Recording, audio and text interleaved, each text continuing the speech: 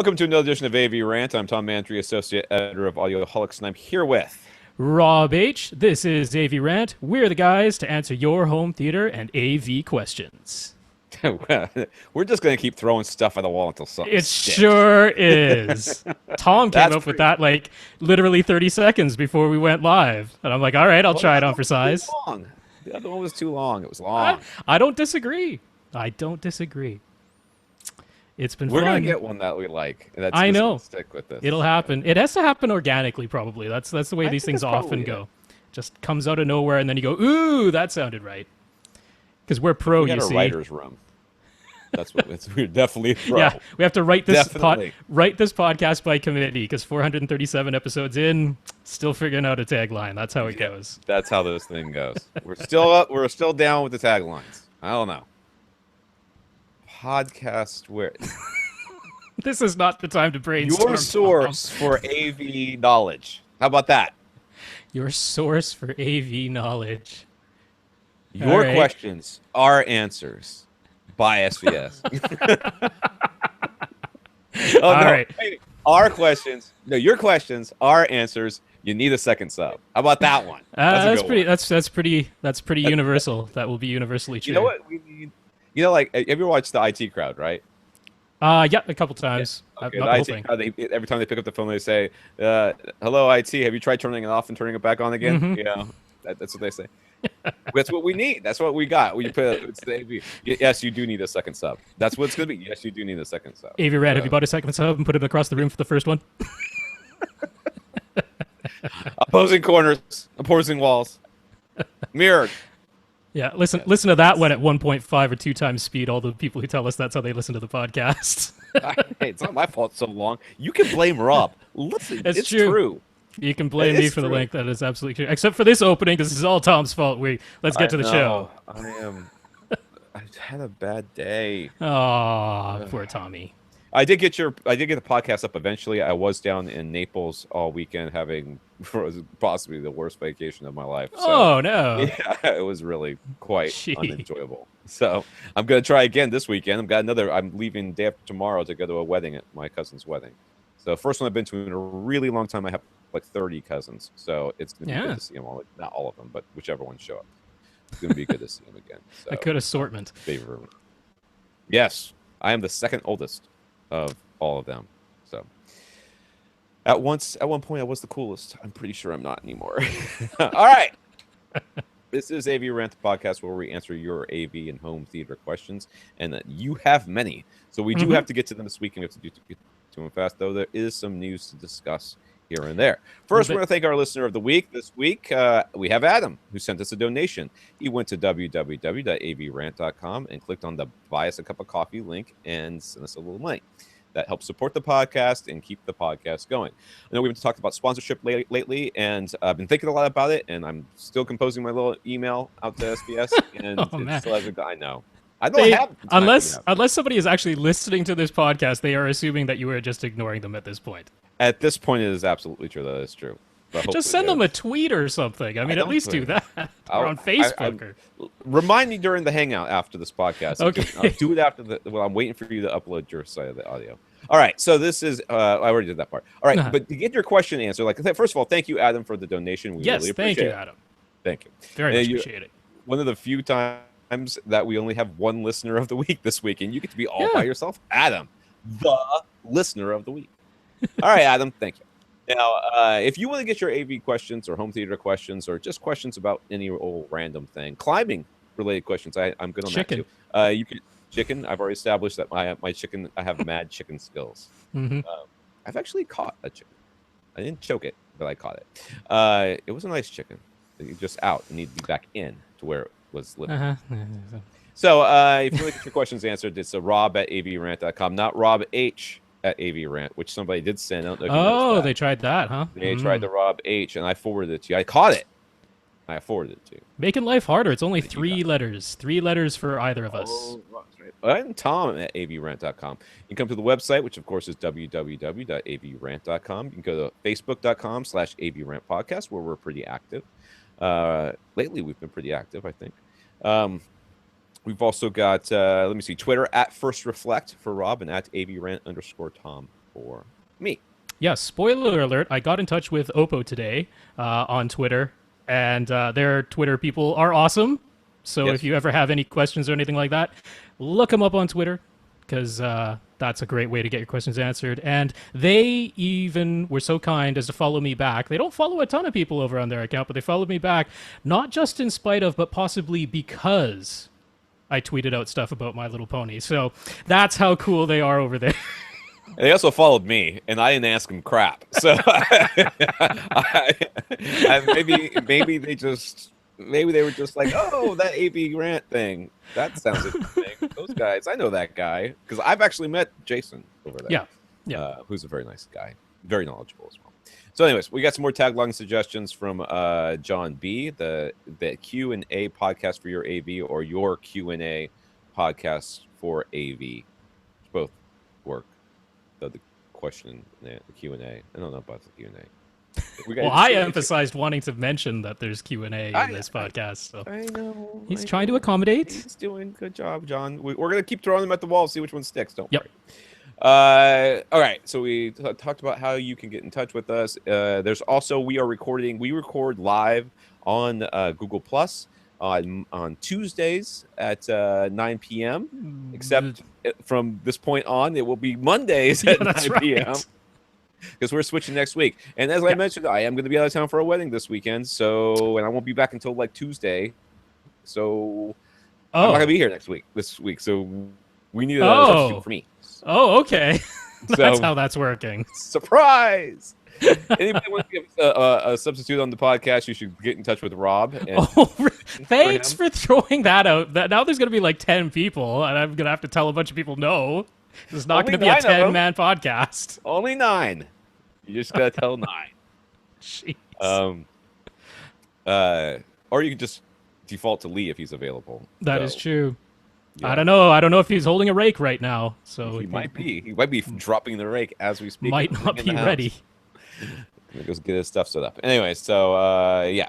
So tagline suggestion. We do that. Let's do some news real quick. Denon and Marantz have announced really low priced 2015 DTS X receivers that are be coming out. I think it was $479. This is the low one. That's going to come out with Atmos. That's for Denon.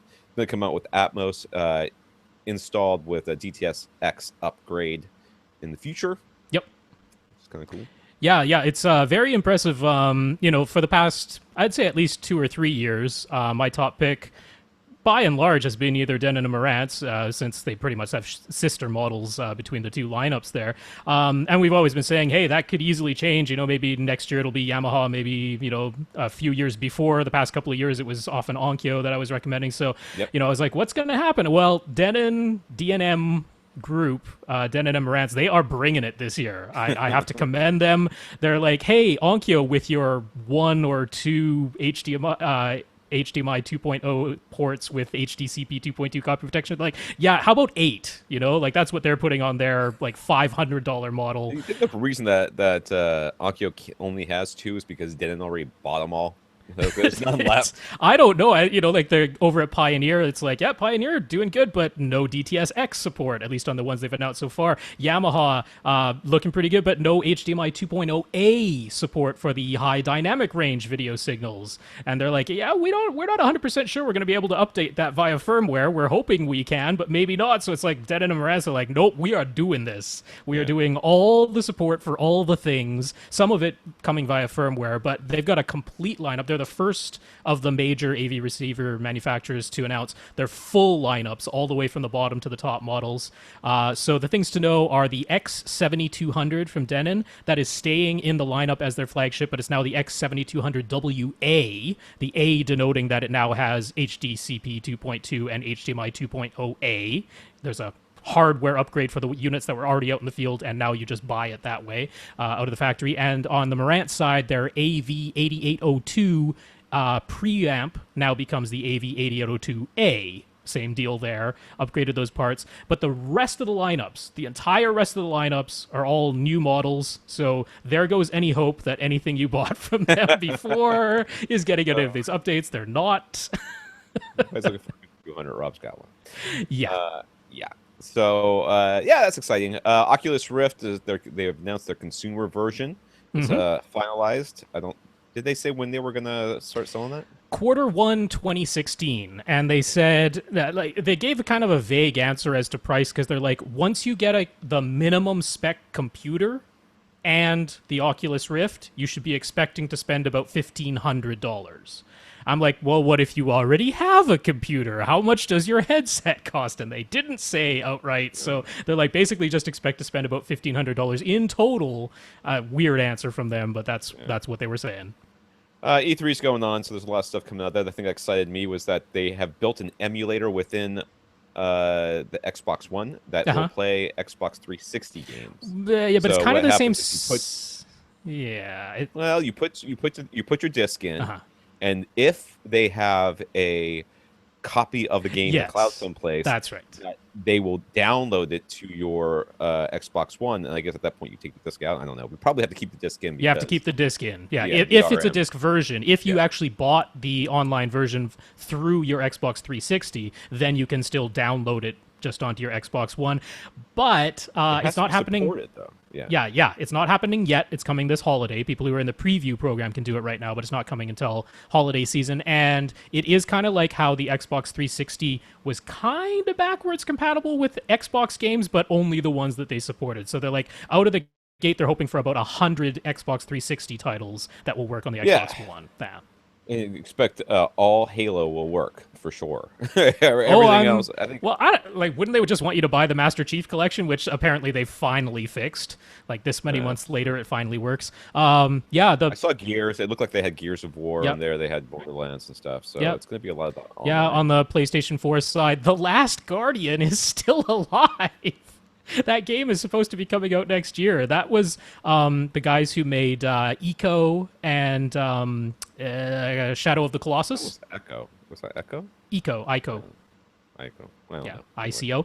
ICO. Their team Oh Eco. yeah, yeah. Shadow of the Colossus. I Yeah, have Shadow of the Colossus. I've played that on like the last the boss that PS2. they gave They out. haven't had a game since that game. That's how long it's been since that studio has made a game. They've been working on The Last Guardian this entire time, and it's still How do they alive. have money to? Okay, I'm not even. I don't care.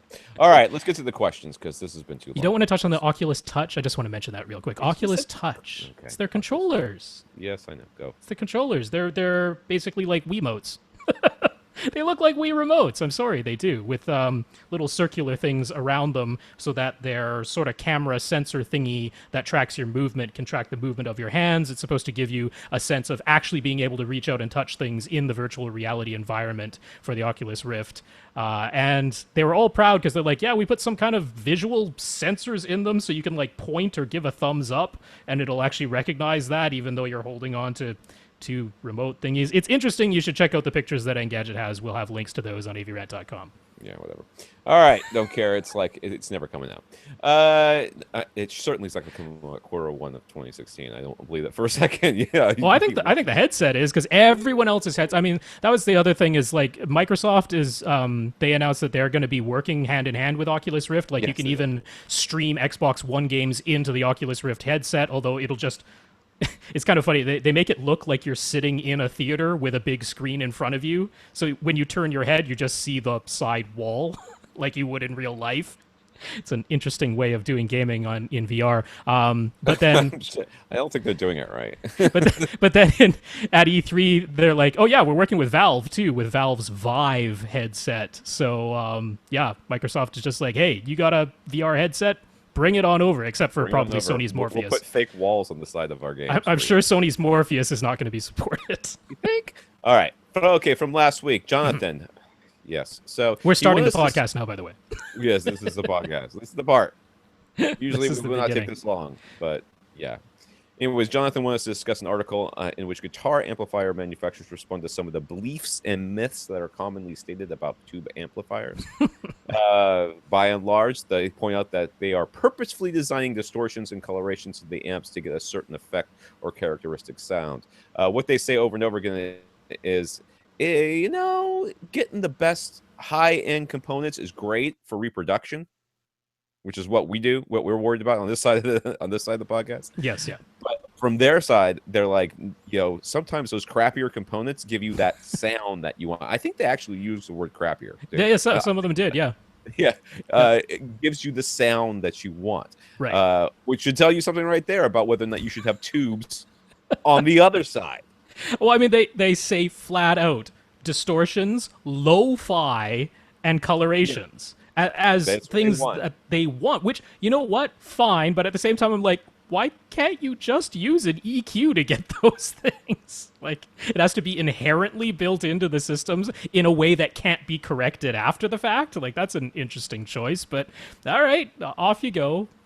Well, I mean, that's what they do these days with like auto tune, right? You put Yeah. whatever Yeah. your crappy voice is into the computer, and the computer until you sound good, either like a robot or good. Well, yeah, the thing that was never explicitly stated, but what this reminded me of, and this will probably come up in another one later, though, is this there's this whole large group of people who look at everything to do with audio as art, Yes, not science. And I yes. think that's where a lot of this comes from, where they're like, it's the art of putting together an amplifier. It's the art of designing a, It's art of pairing whatever. the perfect gear together in Yeah, order to yeah, get the sound that I want. It's right. like, or Yeah, let me just throw this out here, having perfectly linear everything and then buying whatever devices you want to put in line in order to distort the sound in the way that you want. That's maybe another option. could I'm just be. gonna put that out there. That being Yeah, said, every instrument they say is quite a has a different sound based on the materials and how it's constructed and imperfections and this and that and that and this.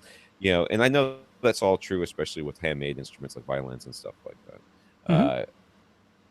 So there is something on that end of it, but then how will you know that the Stradivarius or the Stratocaster or whatever that you're playing, how are you hearing what is magical about that particular instrument if you've now put five other things in the signal chain which are distorting it in a way that you find pleasing? uh-huh. Then you change your guitar and you get a different guitar and you go, "Ooh, it doesn't work with this amp. Now I got to switch my amp whenever I play this one guitar." Like, oh, I have to wonder how many like really top level musicians think that it's the tube they put into their guitar amplifier that determines whether or not they're able to create the sound they want to. I wonder if this is more the guys who wish they were that good right. and like to blame it on the equipment they're playing on rather than their own actual skill in playing the guitar or whatever I other don't know. I instrument. know that I remember I can't remember the name of the guitarist, but there's a guitarist that I did a review for really early in my Audioholics career, and it was a DVD. I think it was a DVD, and he's sitting there and he's got a bank of pedals Mm-hmm. in front of him, which he plugs his he's got his guitar and he switches guitars too. But Okay. puts his guitar in there, and then he'll you can see him. He's over like an organ player. He'll flip things around, but after he gets it the way he wants, then he starts playing, and it seemed to me that he was using the devices to make the different sounds he wants. I Right. know he was still pairing the guitar up with it. At least, I mean, unless there was somebody switching amplifiers in the back or something, I don't know. I Yeah, didn't. no kidding. Yeah, like if you're doing all of like if you're switching the guitar and then you're switching pedals or faders or whatever else in the chain, but you're keeping the same amplifier, then don't you want the amplifier to be pretty darn neutral and transparent so that the sounds you're making come out the way you intend for them to come out, as opposed to itself applying some sort of EQ or coloration to the sound? So Apparently, not according to these dudes. So no, yeah. yeah. All All right. right. Jonathan also commented that he's never really understood the fairly common description that a lot of reviewers and audio enthusiasts use when they say, and he quotes, I guess, quotes, heard things in the recording that they had never heard before, end quote. Jonathan has found that to be true when it came to deep bass. Some systems simply failed to play the lowest notes, but he recently discovered that just by adjusting the fit of his in-ear monitors, he knows the background vocal he'd never heard before.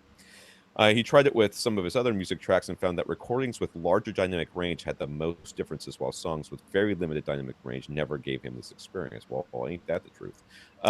Yeah, yeah. There's nothing hidden because when you compress the dynamic range, the first thing that happens is either everything comes to the same volume, Mm-hmm. or if you're compressing it both dynamic range and file size, then they just might be saying, "Oh, they can't hear that anyway," so they cut it out. Don't need that. That don't need that back there. So yeah, that this is certainly something that can happen, especially if you're talking about a misfit of your in-ear monitors, which can make Mm-hmm. a huge difference in how things sound. I mean, from lots Tremendous. of bass to zero bass, Mm-hmm. they're not fitting correctly. get zero bass. It's also blocking out any exterior noise. I mean, it's amazing how many times you think you're sitting in a pretty quiet environment, but then if you actually put like real good full seal in-ear monitors or just earplugs for that matter, and get used to that and then take them out, you're like, oh, this environment isn't actually as quiet as I thought it was. So Yeah. having that really good seal for your in-ear monitors is hugely important on that side too. But yeah, just this experience of, I heard things that I never heard before, and that is very often used in reviews as hyperbole, where they're like, I went from my, standard $5,000 a pair of speakers that I already thought were the best thing ever, and I heard these $30,000 speakers, and I heard things I never heard before in recordings that I'm super familiar with, and it's like, maybe you heard like one thing and you got super excited about that, and I mean, I'm guilty of that too. I love it when I do actually get a new piece of gear, particularly it's going to be speakers because they make the most difference by far. And I go, oh, you know what? I actually did spot a detail in a recording that I thought I was familiar with. And it's like, oh, hey, I never really picked up on that before. But that doesn't always mean better. That's the thing you have to be careful about it. But like, if there's some big hump in the frequency response of this new speaker that emphasizes some sound that was always way in the background of the mix and was supposed to be way in the background of the mix, but now it's emphasized because it just happened to line up with this one weird quirk of that speaker, then that not necessarily a good thing. Yeah, what happens a lot of times with people in general when they're doing these listening tests, like they'll put together some music they're really super familiar with, right? And really super familiar with, they have listened to these songs hundreds, if not thousands of times. Not necessarily recently, but they have. Right. And and maybe they have listened to it recently, but it's been playing in the background or whatever, they listen to it all the time. But now they're sitting down in front of brand new speakers and they're really listening. Yep. That makes a huge difference. So you either haven't heard it in a while, and you're maybe not remembering every bit that you have heard, or I usually challenge people afterwards to go back to their other speakers and go, well, now can you hear the thing that you couldn't hear? Because Right. it's Yes. still there. So if it's not still there, then then of course that speaker did give you something else. Now, electrostatic speakers are a good example. A lot of people, image like nothing I've ever heard before. Yeah, that is true. I do not have to I do not have to question you about that. That's exactly what you experienced, and I believe it. But when you're talking about the difference between a $1,000 or $2,000 speaker, or a $2,000 to $5,000 speaker, and it's like, oh my god, so the vocals were so much clearer. Really clearer? Clear is what you're going with? You're not going to go with like more bass? Because more bass I could buy, or smoother top end, or more extension top end, I'd buy that pretty well. But just clearer, wider soundstage, I don't know. I don't know. Maybe you just turned it up a few Maybe. dB louder than you normally do. That makes things sound clearer. Maybe. You'd be surprised. All right, Sean sent us a long email to thank us for our discussion of his theater build. He's very much on board with everything we suggested. I don't remember which one he was. Which one was he? He was the fellow who was asking whether he should have 7 speakers or 5, where he should put his overhead speakers, and where he should put his 2 subs. He was already had everything opened, and you said, yeah, everything's open. Speaker wire to God in the whole world. That's right. He did. Okay. Anyway, so he's very much on board with everything we suggested. He even had originally planned on wiring for 4 subwoofers, 2 up front and 2 at the back of the room. Good choice there. Mm-hmm. He wanted to point out that his several boxes of wire that Rob was noting were not all speaker wire. He reran all of the coaxial RG6 wire in his entire house. He also ran 2 Cat 6 Ethernet cables to every room. So he's already following some of the suggestions that were sent to us by our helpful AV Rant listeners. Yeah. Yep. He wanted to ask for a little more clarification about ceiling mounting his front projector and using a hush box. He already owns a chief projector mount. Should he mount the projector as normal and then install the hush box around it? That would be weird. I mean, I guess you could theoretically do that, but it seems like that would be There weird. are sometimes reasons to do that, which include if it's a projector that needs somewhat regular maintenance, or if it's a projector which, for some unfortunate reason, its lens shift doesn't always stay put where you want it. It's a lot easier if you have a hush box where you can just drop the hush box or just open the front of the hush box, and then the projector itself is still on a permanent mount, so that you're not actually taking down the entire projection inside the box and trying to adjust it that way and then put it back up on the ceiling. So if you're going to do any sort of lens shift, that's where I actually think it's helpful to have the mount there. I would also be concerned about dust in your your fan filter. Mm-hmm. If you have to, if that fan filter is not easy to get to Mm-hmm. within the hush box, then well, when you build the hush box, you're gonna want to make sure that you think about that, because I know about every 6 months or so, I gotta clean mine. Yeah. Uh, Yeah, so that's why I actually, I mean, since he already owns the mount, he's not asking if he should buy yeah, one. It's like he already has it. I am personally kind of in favor of using the mounts because that way the projector is independent of the box. The box isn't actually acting as the mount because it's trickier than you might think to have the box holding the projector and then trying to do your adjustments because you either have to make sure there's a hinge on the front and then sometimes you have to adjust things that are on the back, so maybe you need a hinge on the back of the hush box too. It's like you can build a much simpler hush box if you just have the projector mounted to the ceiling all the time and they just pull down the hush box. So I prefer to go that way. all right. So that answers that questions, and there is a link that we have for you about a hush box project that somebody did.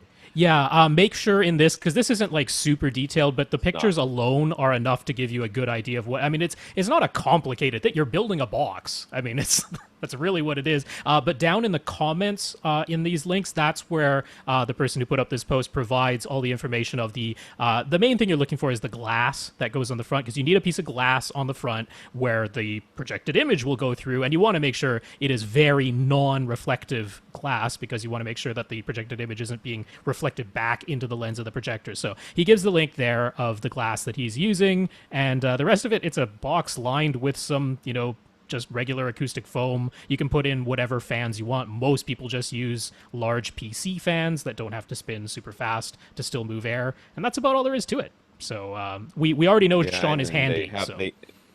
yeah, and they build tracks basically so that the Yep. air has to go back and forth before it Mm-hmm. comes, gets in or out.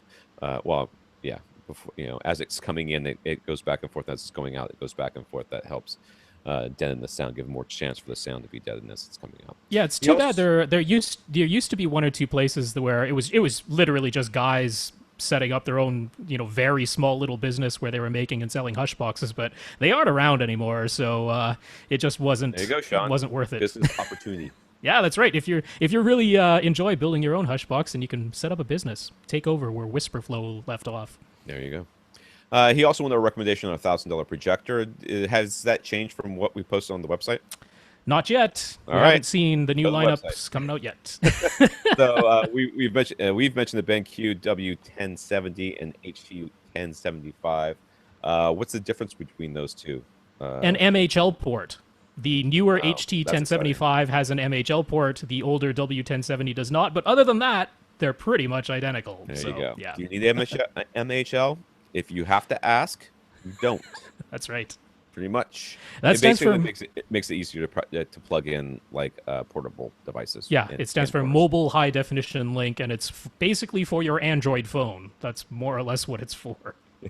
I've had an Android phone for years, and guess how many times I've used it? Uh huh.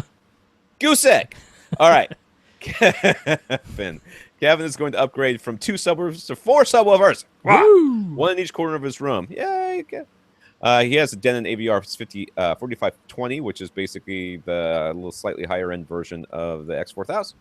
Yeah, older, a It's year old. older than that one. But it's basically the same thing, except I think it's got, geez, yeah, I think It's got 9 amps and it can do 11 speakers. yeah, that's pretty much it. Yeah. Anyways, that offers 2 subwoofer outputs and Odyssey Multi QXT32 with sub EQ HT. God, they just rolls right off the tongue. Uh-huh. That does. I hope they're next. It's longer than our tagline. They did. It's true. As of now, they did start calling it Odyssey Platinum.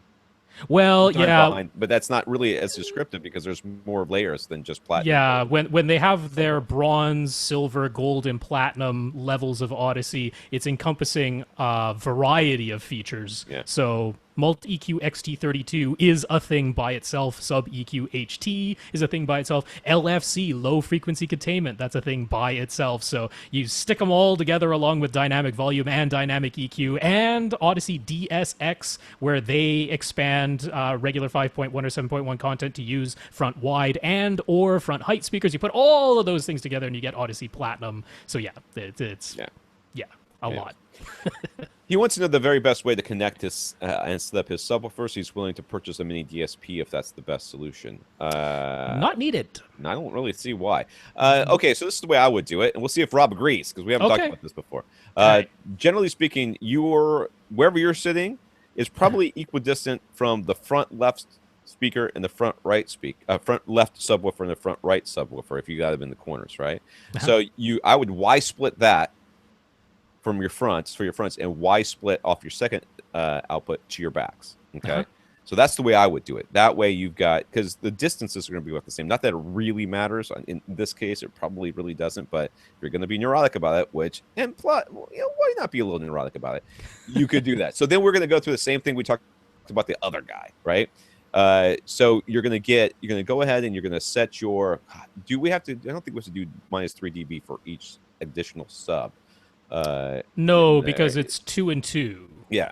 So you're going to do, so you're going to set each one for about 72 dB, right? So you're going to turn on one sub at a time and then calculate with your handheld or whatever SPL meter. So, and set it via the volume on the back of the sub to 72 dB for all the subs. And then turn them all on and then let Odyssey do its thing. That's the way I would do it. Okay. So, yeah, pretty close to what I would say. There's a little bit of you might want to do some trial and error. Just because, by and large, we're pretty much discovering all you want to do is run all 4 subs in mono. Exactly. You don't necessarily want to have any of them have different distances than any of the others, because the distance isn't really about distance, it's about a delay. When they're saying if you make the distance longer inside of that setting, all it's doing is it's adding an extra millisecond of delay for every foot that you're adding in the distance. So it's really about a delay. And what we're finding is that you don't actually want different delays for each of the 4 subwoofers or even just 2 subwoofers. You want them all to have the same amount of delay and be playing in mono because they're all acting as active bass traps for each other. So in the 4520, and this is after it's had its latest firmware update, which I think came out in 2012 anyway, so if you didn't get it by now. Not gonna happen.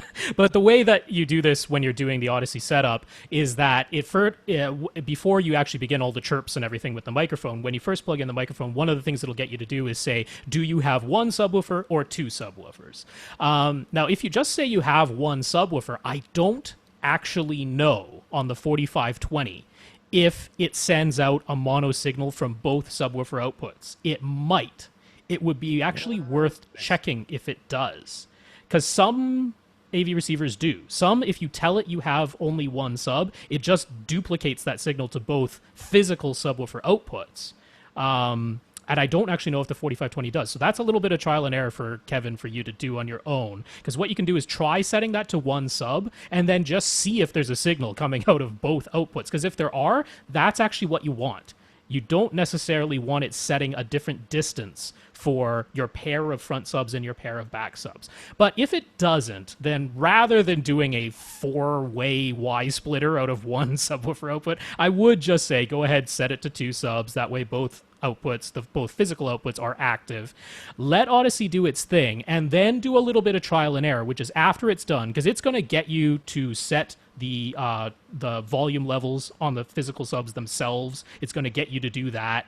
There'll be a little readout on the screen saying adjust the volume on your subwoofers until it reads 75 dB. So that's fine. You're just doing front as 1, the 2 front subs as 1, and the 2 rear subs as 1. And then it is going to set independent distances. In this case, it'll be setting both front subs to 1 distance and both rear subs to 1 distance. There's no way to bypass that unless you say you only have 1 sub.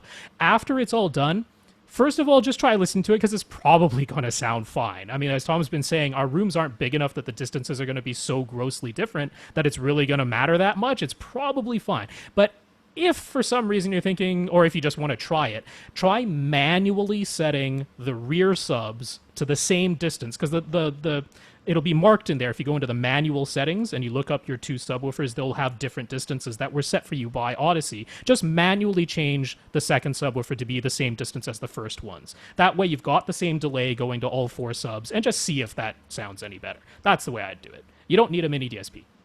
Yeah, no, yeah. You definitely don't need a mini DSP. Yeah, that just complicates it even more, Yeah, really. unnecessarily.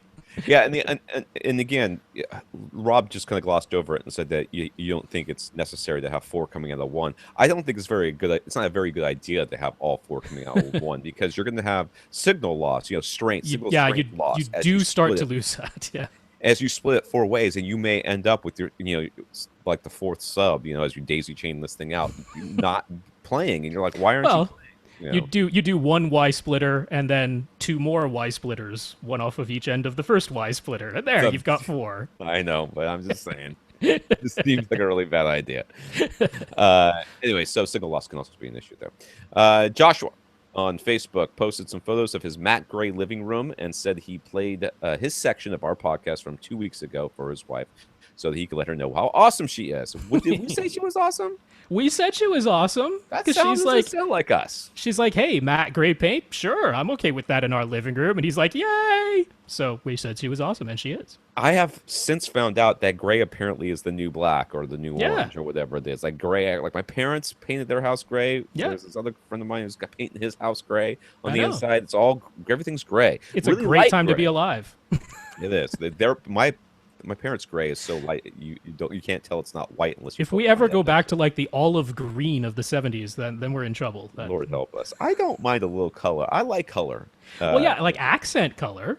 Yeah, But I but- think actually having the majority of your room being a neutral tone Yeah. makes a heck of a lot of sense because then you can accent it with whatever colors I am wherever you want. currently in an orange room. I will Uh-huh. just throw that out there. So, I didn't paint it orange. I bought it orange, but it is awfully orange. It's a very dark orange. The guy who owned this house before me, he liked color, Mhm. but a lot of it's kind of beigey. So it's there's a lot of neutral in there too.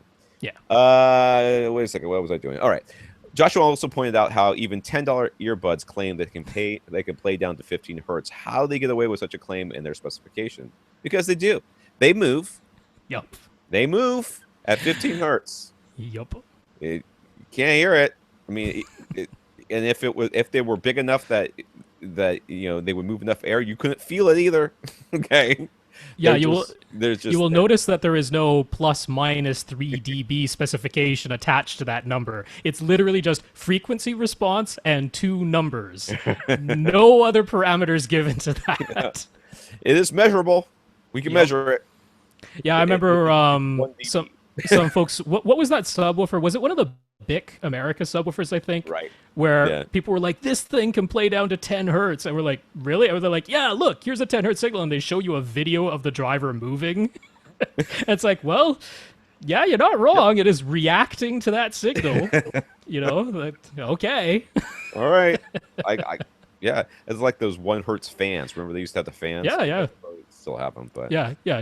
Having no protection on the bottom end, no rumble filter, no high pass filter to protect the driver is one way of getting it to respond to extremely low frequencies or extremely high on the other end. We actually, this is Joshua too talking about this Ziff.org article, so it rolls right into that, trying to produce frequencies way higher than it's actually able to produce without distorting horribly. Also not a good thing, but you can put it on the spec sheet. Yeah, it's still can. moving. It's moving up at 30 kilohertz. You go, tiny little driver. yeah, right. We could play up to 50 kilohertz. Really? Yeah. Who cares? Because I can't hear it. I can't hear it any more than I can see the IR, light coming out of my remote. But guess what? I'm pretty sure it still works because it changes the channels. That's right. Even though I can't see it. So yeah, he read almost all of the Ziff.org article about high resolution audio. This is an older article. We've talked about it many times before. Found the evidence compelling that we really cannot hear anything beyond CD quality. It's not just compelling; it's pretty much science. And Yeah. not pretty much. It is science, but it's not debatable. It's debatable if you debate it on like moral grounds. Like morally, I don't think that's true. Well, I don't care what you think. Like you can morally not think that the sky is blue. It is indeed blue. You could just look up and see it. It's clearly that's what it is. But if you don't agree with that on like a moral ground, then I guess I can't argue with you technically. That's where the argument's like, well, what is blue, man? Like, Yeah, isn't what that is just blue? a name we gave We just to came up something? with that. How do we know that's not really yellow? That's right. Yeah. But no, it has a measurable wavelength of light, and these have measurable wavelengths of sound coming out of your speakers. Yeah, I never mind rereading back through this because it's always It's a very good long. a It's good reminder. very It in depth. is, but it's Yeah, well written. it You know, is. it's It's yeah, understandable too, even it really for is. Yeah. Yeah, common it doesn't layperson. get too technical. It explains it well in terms that almost anyone could understand. The argument that I always get is, the master was in 192.24. I'm like, yes, because they were going to do things to it that was going to Yeah. reduce the quality, and they want to make sure that those things that they do to it can be compressed out down to 1644 Or just filtered out, or like filtered out. Yeah. like if you're using a process while you're mixing or mastering the recording that you know is going to create noise, like that's just going to be a byproduct of what you're doing. There's going to be noise created. One of the things you can do particularly easily digitally is to then take that noise later and basically just multiply it so that its frequency gets higher and higher and higher. We sometimes call that dithering.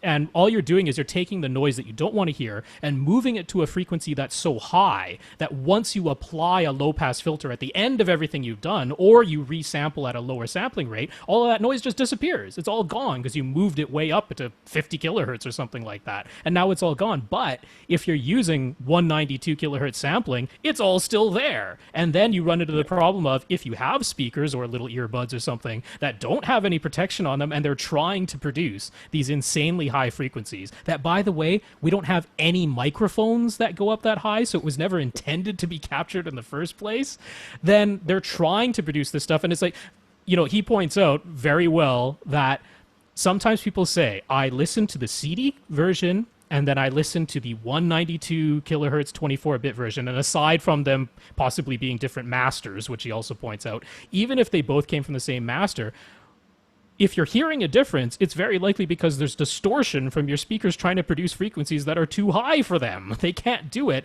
Thus, they're distorting. Like, they're physically not able to move the way they're supposed to move. It's interfering with them moving in the audible frequencies. And yeah, you can hear that. Surprise, surprise. But that doesn't make it better, just being able to hear a difference. It's like, no, it's a distorted difference. That's not a good thing. Yeah. So, yeah, very compelling. Yeah, I don't know. I mean, I personally like intrinsically, I want to say, ooh, high-end audio. I'm down with that. I'm just kind of Right. like for it. Yeah, yeah. Bigger know? numbers, right? Bigger numbers are good, but in reality, try give me the masters, give me the original masters, before they did all this stuff. There's a real argument to be made of no, Yeah. no, no, we don't want to do that because we're Please not done with filter it it yet. first. Let us filter it first. Let us do the thing we're going to do to make it so your speakers won't try to do the stuff that it's not supposed to do. You're like, no, but I want the originals. Like, Give me the straight water straight out of the still pond. Don't filter it. Just give it to yes. me in its original form. Yeah. Now, if you intended to give it, if you intended that the final master was going to be like your master, like what you were going to do and take, and at that point convert it to whatever you wanted to convert it to was 192.24, I'll take it. Okay, I'll take that. But if your final master was going to be 1644, that's what I want. Yeah. I want that one because that means that you still had some stuff to be done between the 192.24 and the 44.116. Right, there's a different, that high end versus the CD quality. There was something that you were doing, and it might be filtering, it might be just compressing, just compressing it so that these things become not only inaudible, but these inaudible things are actually gone.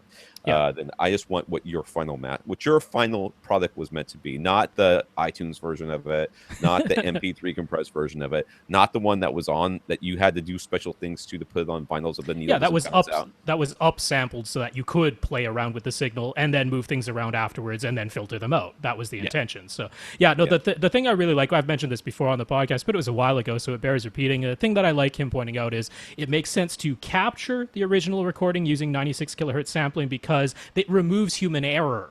It removes the possibility that if you're only capturing at 44 or 1 or 48, you have to have a filter on your microphone. It's a necessity. Otherwise, your microphone is going to be trying to respond to things that the recorder can't pick up. So you have to have a filter. Those might be an analog or a digital filter, but either way, it means a very steep slope at the top of the response. Whereas if you capture at 96, you can have a nice gradual roll off so that by the time you get up to 48 kilohertz, it's completely rolled itself off in the microphone. And then the 24-bit thing is saying, well, that captures a wider dynamic range than what the human ear can hear. So again, it just removes human error. 16-bit capture has to be moved around a little bit. You have to center it so that it doesn't clip or it doesn't end up with too high a noise floor, because it doesn't capture the entire possible range that a human ear can hear. As long as you're careful with it, it's fine. But sometimes people aren't careful. So this idea of capturing at 9624, he's on board with that, and I'm on board with that too, because anything that can remove human error from the equation sounds good to me. So Yeah.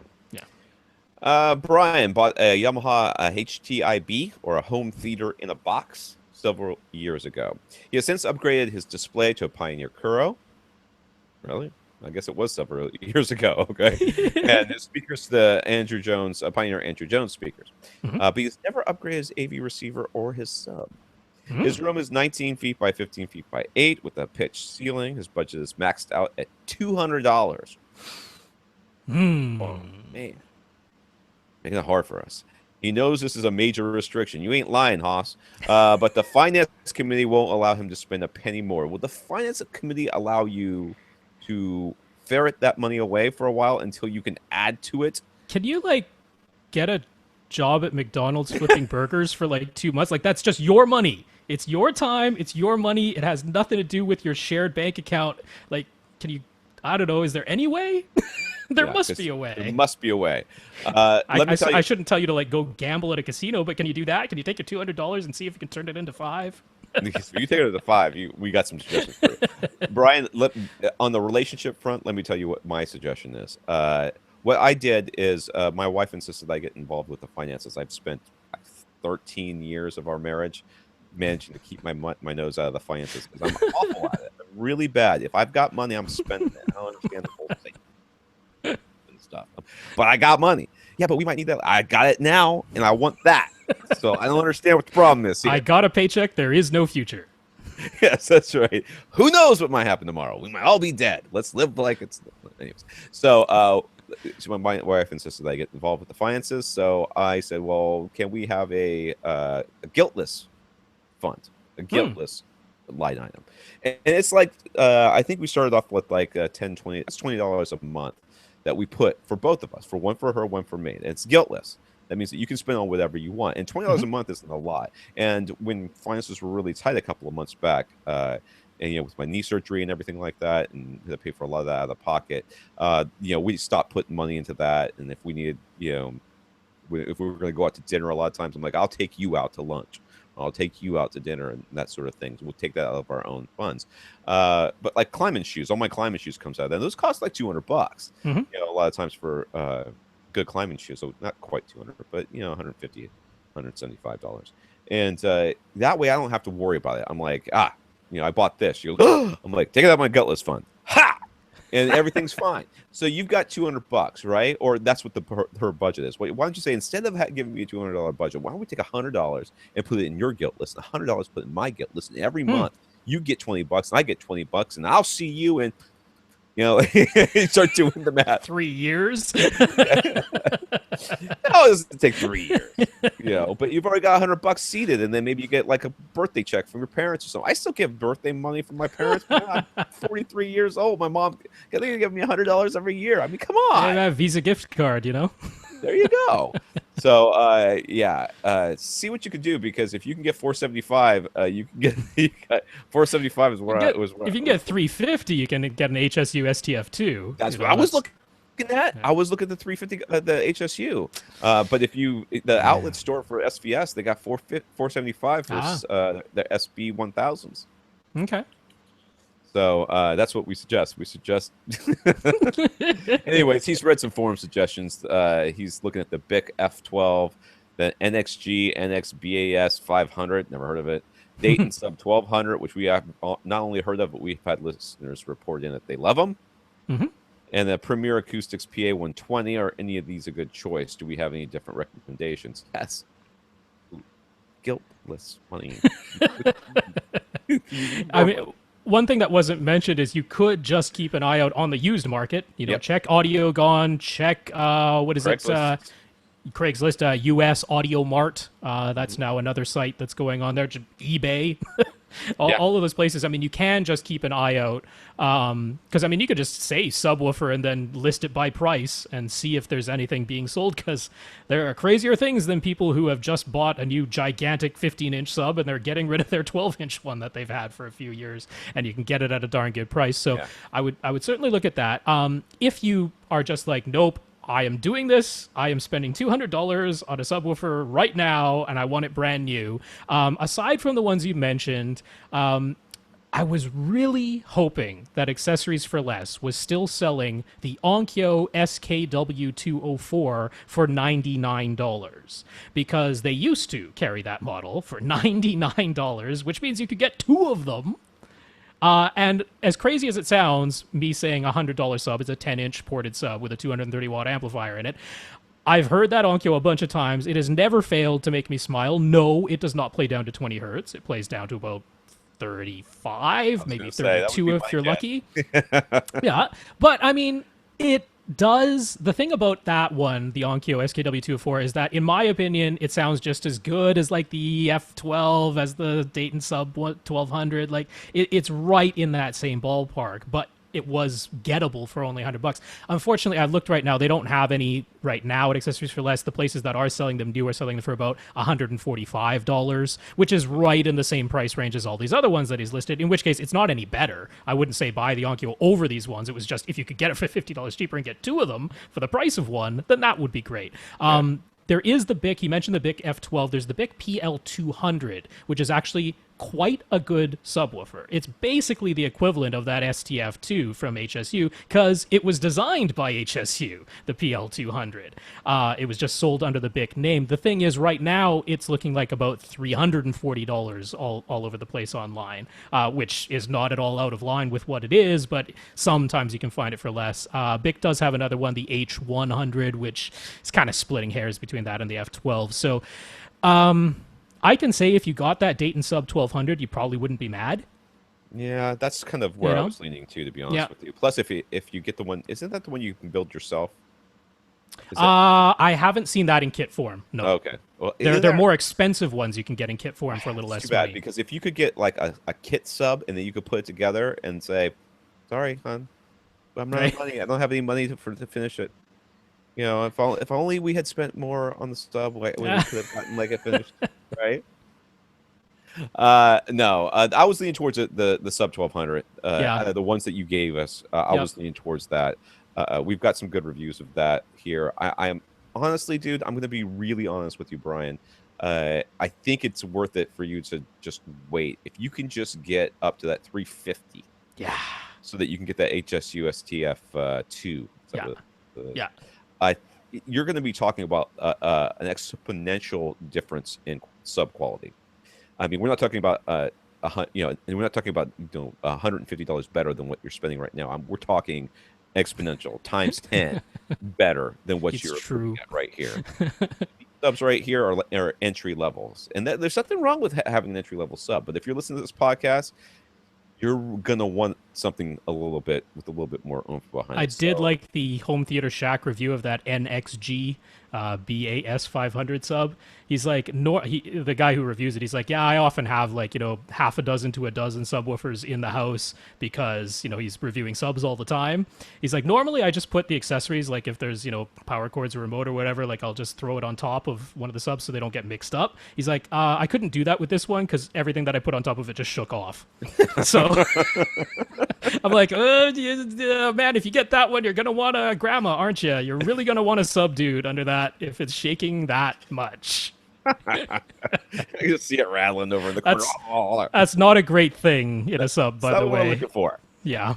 Put some lead lining in that thing. All right, so this whole Infinite Gary section that we're about to get to, which is like a million questions long, I read none of it. I'm sorry, Gary. I did not read it because I started because it started with is still playing with settings. And I was like, I'm also going to put in a disclaimer here, which is that I've already emailed with Gary, so he's got my answers straight from my mouth. I'm going to put the stuff that he's saying in terms that are a little bit broader, so that it's going to apply to more people. Because the stuff that he's asking about in his case, they're specific for his equipment, but the broader topics are definitely applicable to many people. So that's the way I'm going to come at this because he already has my specific answers. So do I have to read all this nonsense then, or do you want me Well, to? I still need some lead in because I tried to organize it a little bit. Okay, I was gonna go get some more water because I figured that you could just take this section. Oh, well, I can. I can read in No, myself. no, I'll do it. All right. Infinite Gary is still playing with settings. Now, I want you, Gary, I am poking a little fun right here, but I want you to understand we do love your questions. We want you to keep sending them in because, as Rob said, it is often these questions that are very, very specific that speak to a larger question that we can touch upon. And I think there's a lot of people out there that hear this stuff and go, what? And they start researching and go, oh, I've got that, which is kind of like what happens on WebMD all the time. All right. Anyways, Gary says is still playing with the settings. Do you like the way I stuck that in there? That was kind of nice. There were adjustments made by his calibrator on the body of the projector itself. I can see the guy up there with the screwdriver. Anyways, keeping in mind that his projector has a separate control box for all the connections and video processing, adjustments to the projector itself were made with there was a screwdriver. Yep. And you notice the crosshatch test pattern on the screen got to a point where he could see Jackies along the top. Is this a sharpness setting? What is being adjusted? Ooh, was it Keystone? Pretty much all the physical adjustments are, of course, done on the body of the projector itself. So this is your lens shift. That's what I figured. This would be keystone adjustment, and it's also your sharpness and your focus. Or not your sharpness, your zoom and your focus. So all of these things are being adjusted on the body of the projector itself. When the things like the zoom and the focus are usually done with a little ring around the lens itself. Yeah. So, the fact that he just had a screwdriver in his hand doesn't necessarily mean he was using it for those particular adjustments. But the other things, the lens shift and the keystone correction, those are being done, in this case, with a screwdriver. Sometimes they're done with knobs or even like a little joystick type of device. Sometimes little worm gears or something like that. There's all kinds of different ways, but it is a physical adjustment. So this is not a sharpness setting like when you go into your display and you go through you open up the user menu and there's a sharpness setting. It's not that at all. This is a physical adjustment. You are physically moving the lens of the projector in some way. And if you created jaggies via a physical adjustment, that had to have been keystone correction. That's the only thing I can think of that would do it, because the lens shift is not going to make that happen. Yeah. Obviously, zoom and focus won't make that happen.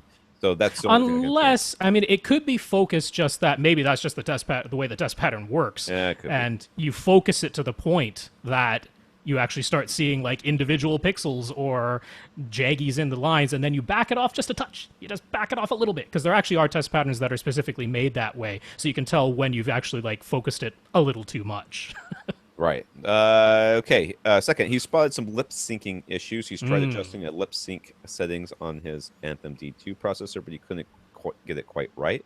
What's the solution for this? It is happening with both his projector and his plasma. The Anthem D2 has 2 HDMI outputs. Is it on all his inputs?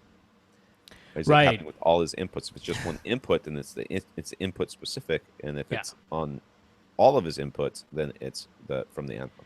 Yeah, this is where we start getting into some of the bigger picture things, because one of the issues that's really affecting Gary, but this affects everybody who starts getting into home theater, and you actually have separate surround sound from just your TV's built-in speakers, and of course that's our goal with everybody's setup, is to at least get to that point.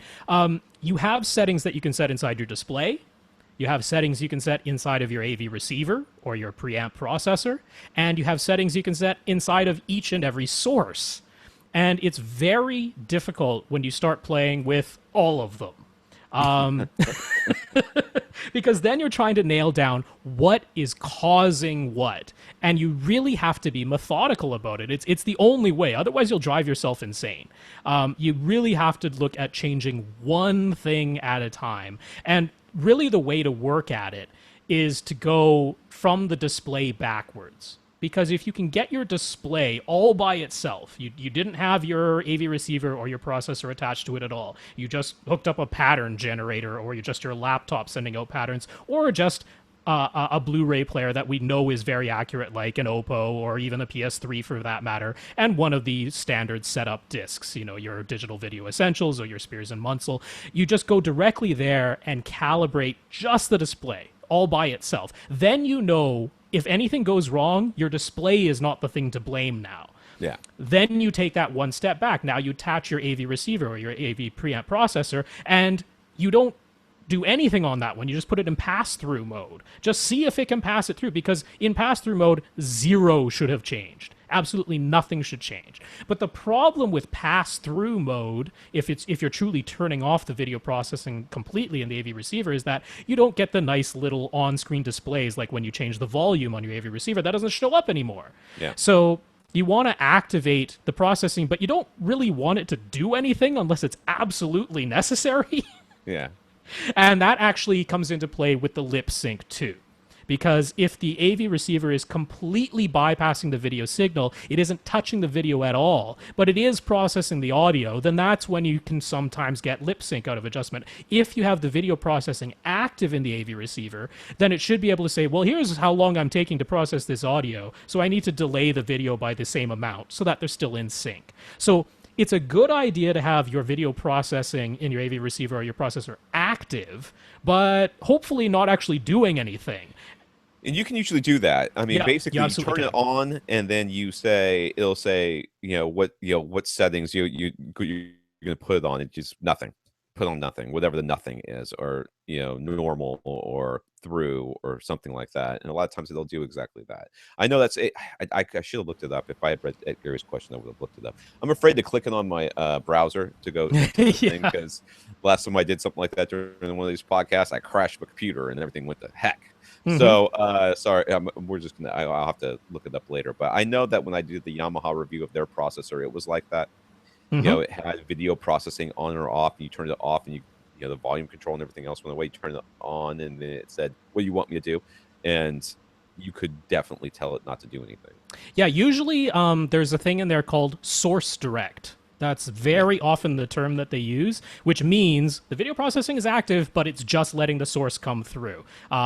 It's not completely hands off, as in the video processing isn't turned on whatsoever inside the unit, but it's just not doing anything to it. And that's usually what we want. Then you can get to the last step, which is exactly what Tom mentioned earlier on, which is if you're noticing lip sync, but it's only happening on one input, then you know it's a problem in the source. Now, if you can correct it in the source, great, but sometimes you can't. If it's your cable box, you probably can't correct it inside the cable box.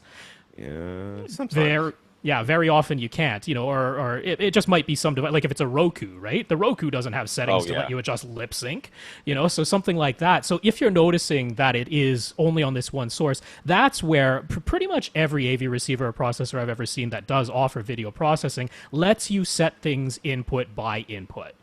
Sometimes that's a little bit annoying because you're like, oh man, if you do have a global change that needs to be made in the AV receiver, sometimes it's a pain having to go through each and every source and do that manually. But almost all of them at least allow you to do that, and that's usually what you need. And all of them have a lip sync adjustment. It's a delay. So like I was saying, if the problem is that your audio is arriving after the video, the people's lips move and then the audio arrives, you're in trouble. You can't really fix that. But usually it's the other way around. Usually it's the audio arriving first because it takes less time to process than the video, so you can delay the audio so that it lines back up. And like I said last week, go in about 50 millisecond increments, and you can sort of just do it by eye until it works. The other thing I wanted to mention about lip sync is sometimes it's just the movie you're watching. Like Black Hawk Down. Black Hawk Down, Ewan McGregor, all of his dialogue was recorded after the movie because his accent was so terrible while he was on the set trying to do an American accent that they just had him come back into the studio and do ADR, and his voice does not line up with his lips, like, at all, through the whole darn movie. So I think I mentioned that last week too. That there was I was at a friend's house, and his TV was doing that, and I noticed. I don't know if I mentioned it last week or not, but I noticed that like they switched channels, and it got better, and they went back to the channel they were watching, and it was okay. So it could very well be an HDMI sync yeah, thing as well, and that's yeah, where HDMI really just shows how lovely it can be by making it almost impossible sometimes to diagnose yeah. these things because you don't really know. Like somebody's like, I'm getting static on my screen, and if it had been a component cable, I'd be like, your cable's bad. I'll know which one it is. One of them's bad. Just figure it out. Yeah, Whereas with HDMI, you're like, I don't know. It's a handshake. It could be, I don't know, you have a switch in there someplace. Could be anything. So yeah, there's a. It could very well be that there's just something within that particular source. In which case, Yeah. I would call especially if it's a cable box, I would call them and say my cable box busted. Give me a new one. So, all right. 3. Now that his Denon Blu-ray player is set to output bitstream audio via HDMI, he's noticing many different formats showing up. Oh gosh, and this is why we honestly don't want you. But if he doesn't do it this way, he starts worrying about base management I inside of know. his Blu-ray player. So I'm I like, know. just do bitstream. That's right. Bitstream. All right. So, anyways, okay. Okay, let me read the question, and then I'm going to start. He's noticing many different formats showing up on his processor's front display. So he'll be watching a special features using the director's commentary audio track. Different discs are all over the place. It's True HD, DTS HD, regular Dolby Digital, regular DTS 2.0 Dolby Digital, Pro, Logic 2X. Is this normal? Yes. Yep. It's absolutely normal. It's because they don't film everything, especially special features. Yeah. Are you kidding me? That's some guy with a camcorder or an iPhone. That's not going to be True HD. That's going to be mono that they split out. It's a Dolby Digital just so that people wouldn't say, "Why does it say mono?" It says mono because it was an iPhone. What do you want me to do, dude? It was just somebody jacking around behind the sets. Yeah, it's perfectly normal for that to happen. Absolutely, yeah. Various things are. We have all these different audio formats, and it's only getting worse because now we have Atmos and DTS-X, and there's going to be Dolby Surround Up Mixer and DTS Neural X. They're gonna have, those might be popping up too now if you get a new wave. Neural X. Is that going to be their up mixer? Is that what that is their up mixer? Yeah, DTS is. They already had a neural one though, didn't they? The Neural Surround used to belong to SRS, I believe, That's and what they it bought was. SRS, they have the rights to the name Neural, and now this is what they're using it for. Because why come up with a new name when you can reuse a name that was already in use by something else? Just like last year. Just like Dolby Surround. On the video calibration, this is 4 or 5. I don't remember what number question. On the video calibration side, Gary's LED Oh-Poe was recalibrated, and its grayscale had drifted from what was originally calibrated 2 years ago. So it seems that LED light sources can drift, regardless of what Runco says. So Ray's right. There you go. Ray's one of our listeners. If you're paying attention to the podcast, Ray's one of our listeners who's a calibrator, and it says that had made this claim, and I think I think on the forums he got blasted, but not in our. At least just questioned, although when it's AVS, those questions can seem rather pointed. Those questions are on all caps. And they end with dumbass. All right, anyways, Gary sent an image of his calibration chart showing the measured values of his projector after the latest calibration. He was hoping we could explain again what the numbers mean. I looked at this. Yep.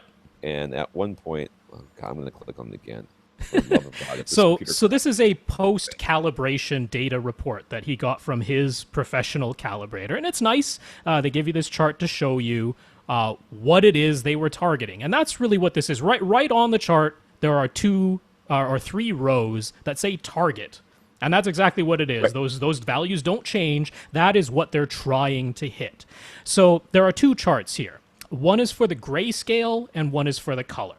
So the grayscale is shown in these values that are under the IRE scale. I forget what that stands for. International Radio something or other. I forget what it was, where that came from. Anyway, next test when I took the THX. That's right. I wouldn't pass Michael Chen's little video calibrator thing there for not knowing that. I would have passed it after I finished this class. But in any case, the grayscale is always given in values anywhere from 0 to 100. It's the scale goes from 0 to 100. And it's basically a percentage of how bright is the display. At 100, that's as bright as this display is going to get. At 0, that's as dark as it's going to get. And there's actually 40 more points below 0, because 0 is black, and then there's below black that goes below that. So there's 140 possible values. But they show this calibration report has broken out the values in the IRE scale in increments of 10. So it goes 10, 20, 30, 40, 50, 60, 70, 80, 90 to 100. Yeah, we got it. Yeah. Break it out to 10. I got it. I was already My 5-year-old counts by tens. Come on. So what we're looking at here is it's the mix of red, green, and blue all together to create gray. Gray. And there's a diagram. We've talked about this diagram before. It looks kind of like a horseshoe or a guitar pick. That's sort of the shape of the thing. And it's showing all the colors that the human eye can see. Now, that's only a wedge. That's only at one brightness level. It's usually at about 70 IRE. That's sort of where that wedge of all the colors that we can possibly see is taken for that diagram. But on that diagram, there are coordinates. You can represent any spot on that diagram with a set of X and Y coordinates. So that's what's being given here. It's showing you the target values at all of these various IRE levels, these percentages of brightness from black all the way up to white, and then the measured values.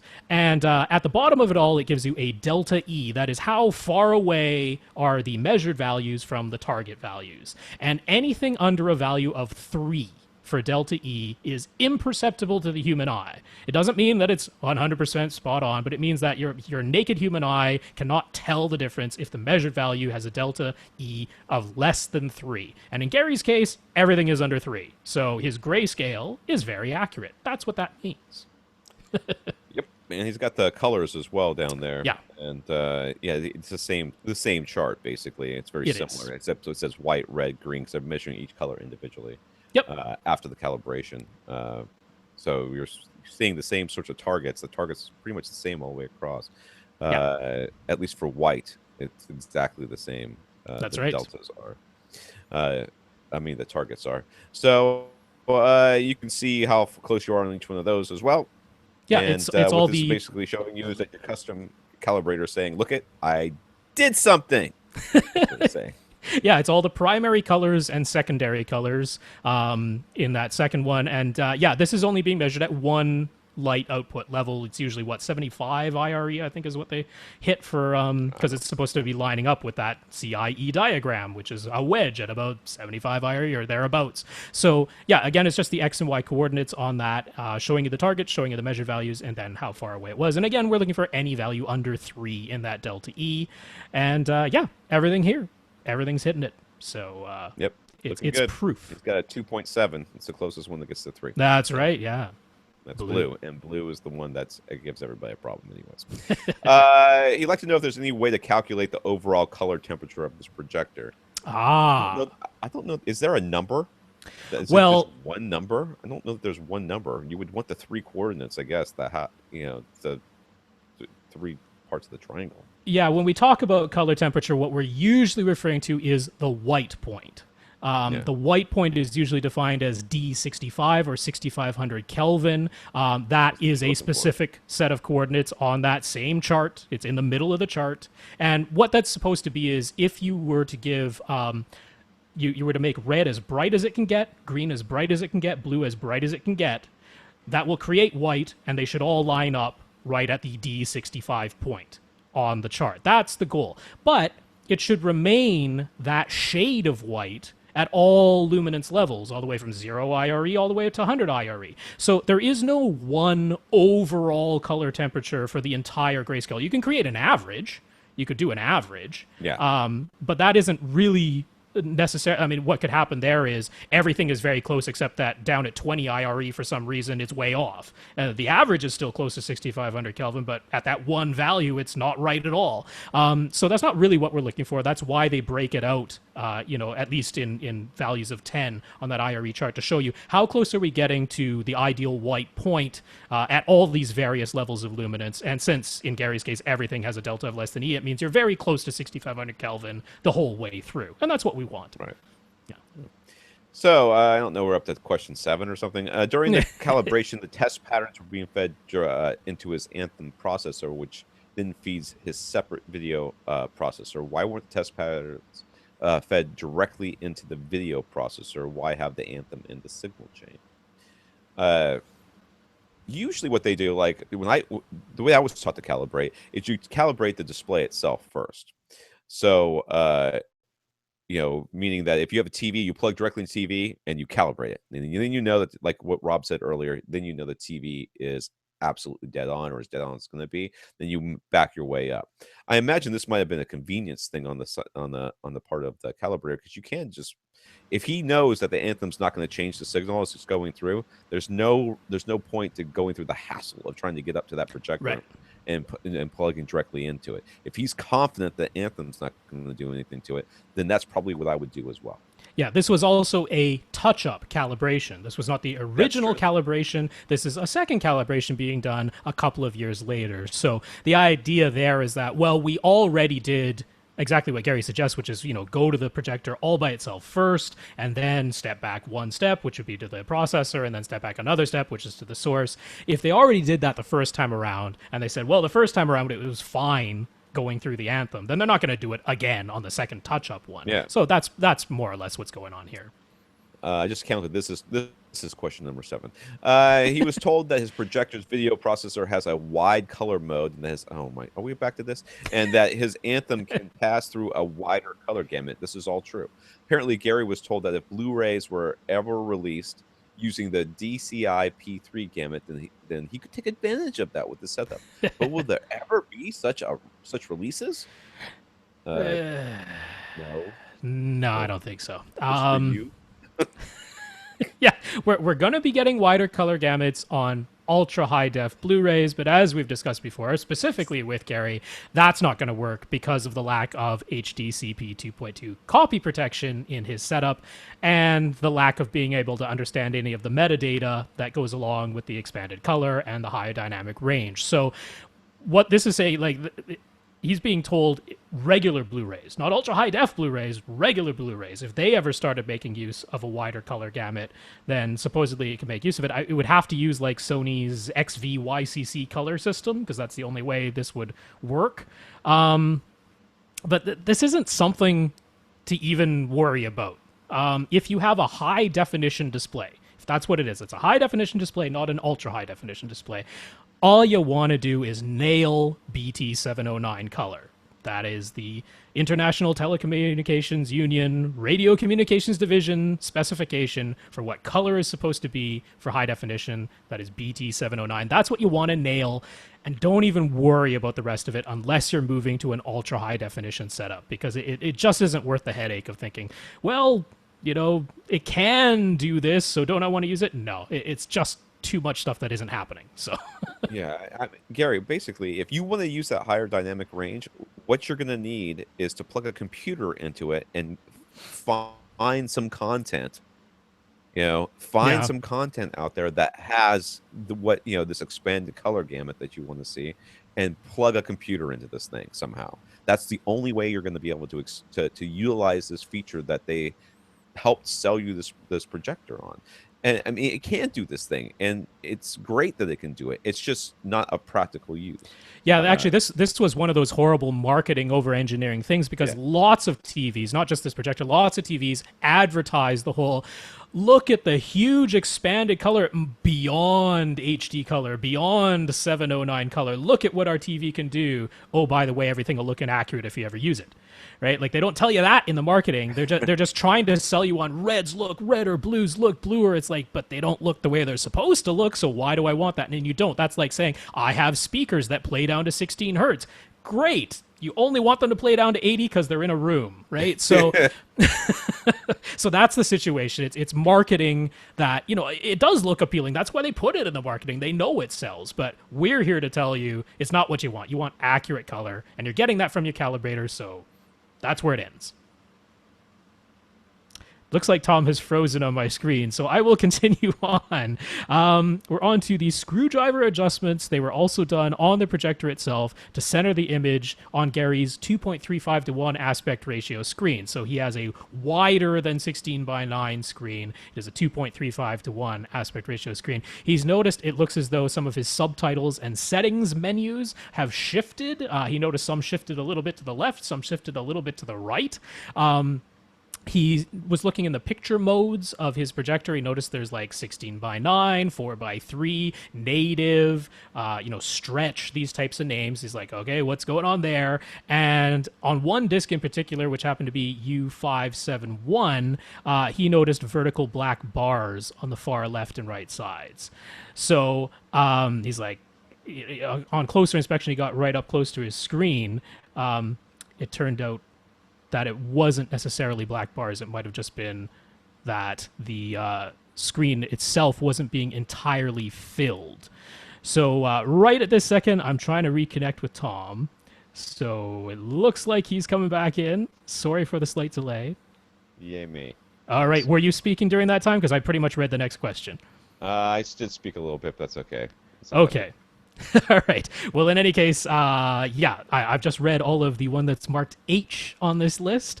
So yeah, this is basically I emailed back and forth with Gary a bit. He's like, I'm just gonna have my calibrator come back Yeah, because because that's what's weird, right? Because if he centered it, it should be centered. yeah, And this custom calibrator guy is just, it's got to, I'd like to talk to that dude.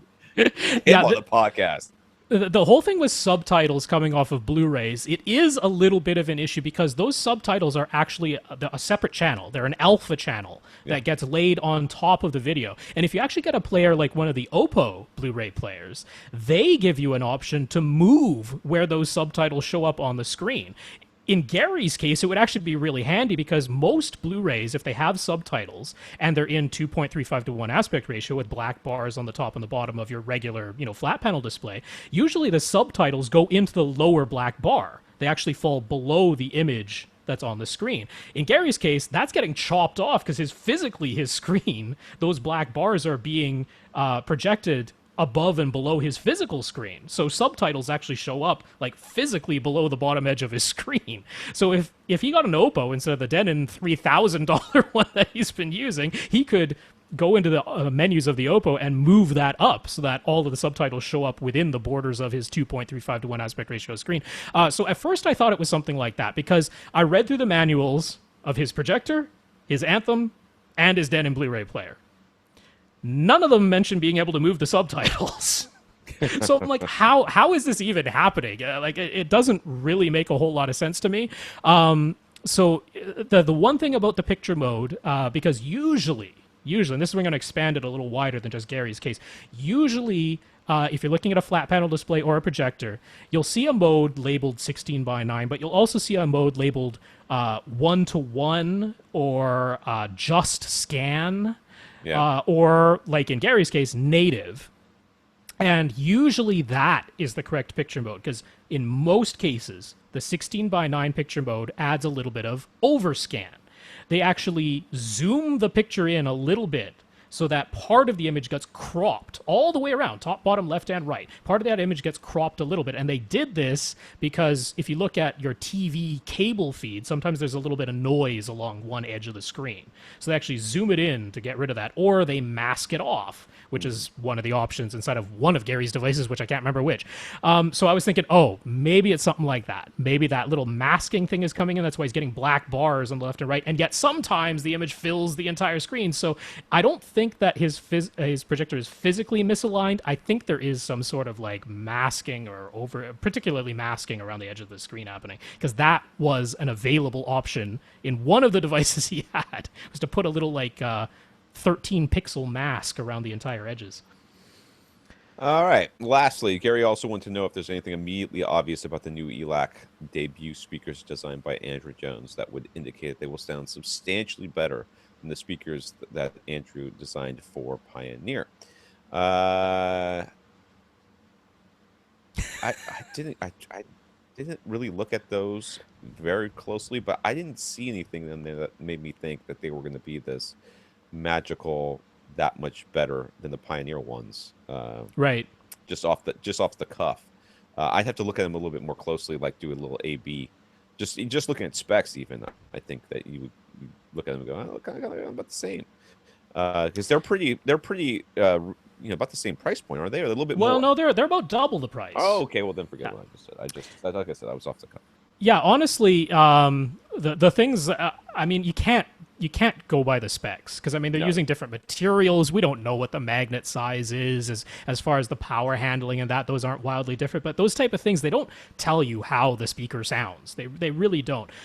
But sometimes, I mean, we are loath to ever say that price is an indicator of performance because Lord knows you can have speakers that are supremely expensive that don't sound any better than very inexpensive speakers. But in a case like this, where one, it's Andrew Jones and we know his pedigree, and two, ELAC is selling these direct. They're selling them direct online. They're not selling them to retailers. Those two things indicate that he probably was able to use slightly higher quality components because the Pioneers were like really, really cheap. That's like as cheap as you can make a speaker. It's kind of insane what he got out of that price point. So being double the price, being sold internet direct, it makes me go, they're probably using some higher quality components, but we haven't heard them. We don't know. We don't know. We can't Yeah. recommend them until we hear them. I mean, they look okay on paper. The other thing to remember too is, obviously ELAC is working with Andrew Jones for a reason, and one of the reasons is because of his not just his ability, but his name, and that name has sold a lot. Has been attached to a really popular speaker, so it very well could be that they said just kind of do the same thing you did before. Don't worry about the price. We're going to take care of that. And he could have put together a very similar speaker, maybe slightly better, and they're just making a lot more on it, which is also possible. Yep. We won't know until we hear them. And I don't think ELAC is it. as large a company as Pioneer. That's So, on you top know, of it. There's that too. Yeah, there's the Pioneer's got a lot more ability to order in bulk and to very possibly, yeah. get a lot more better components for lower price because they have a lot more purchasing power.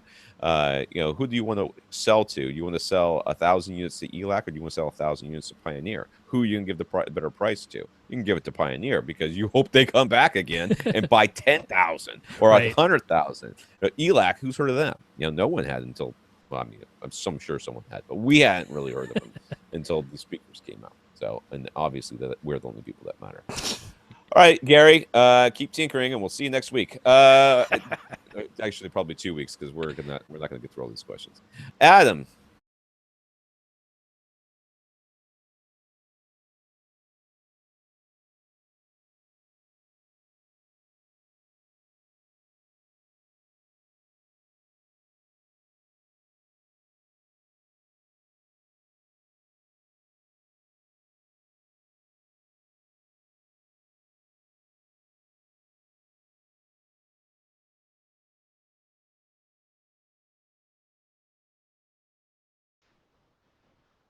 And I think we're back on.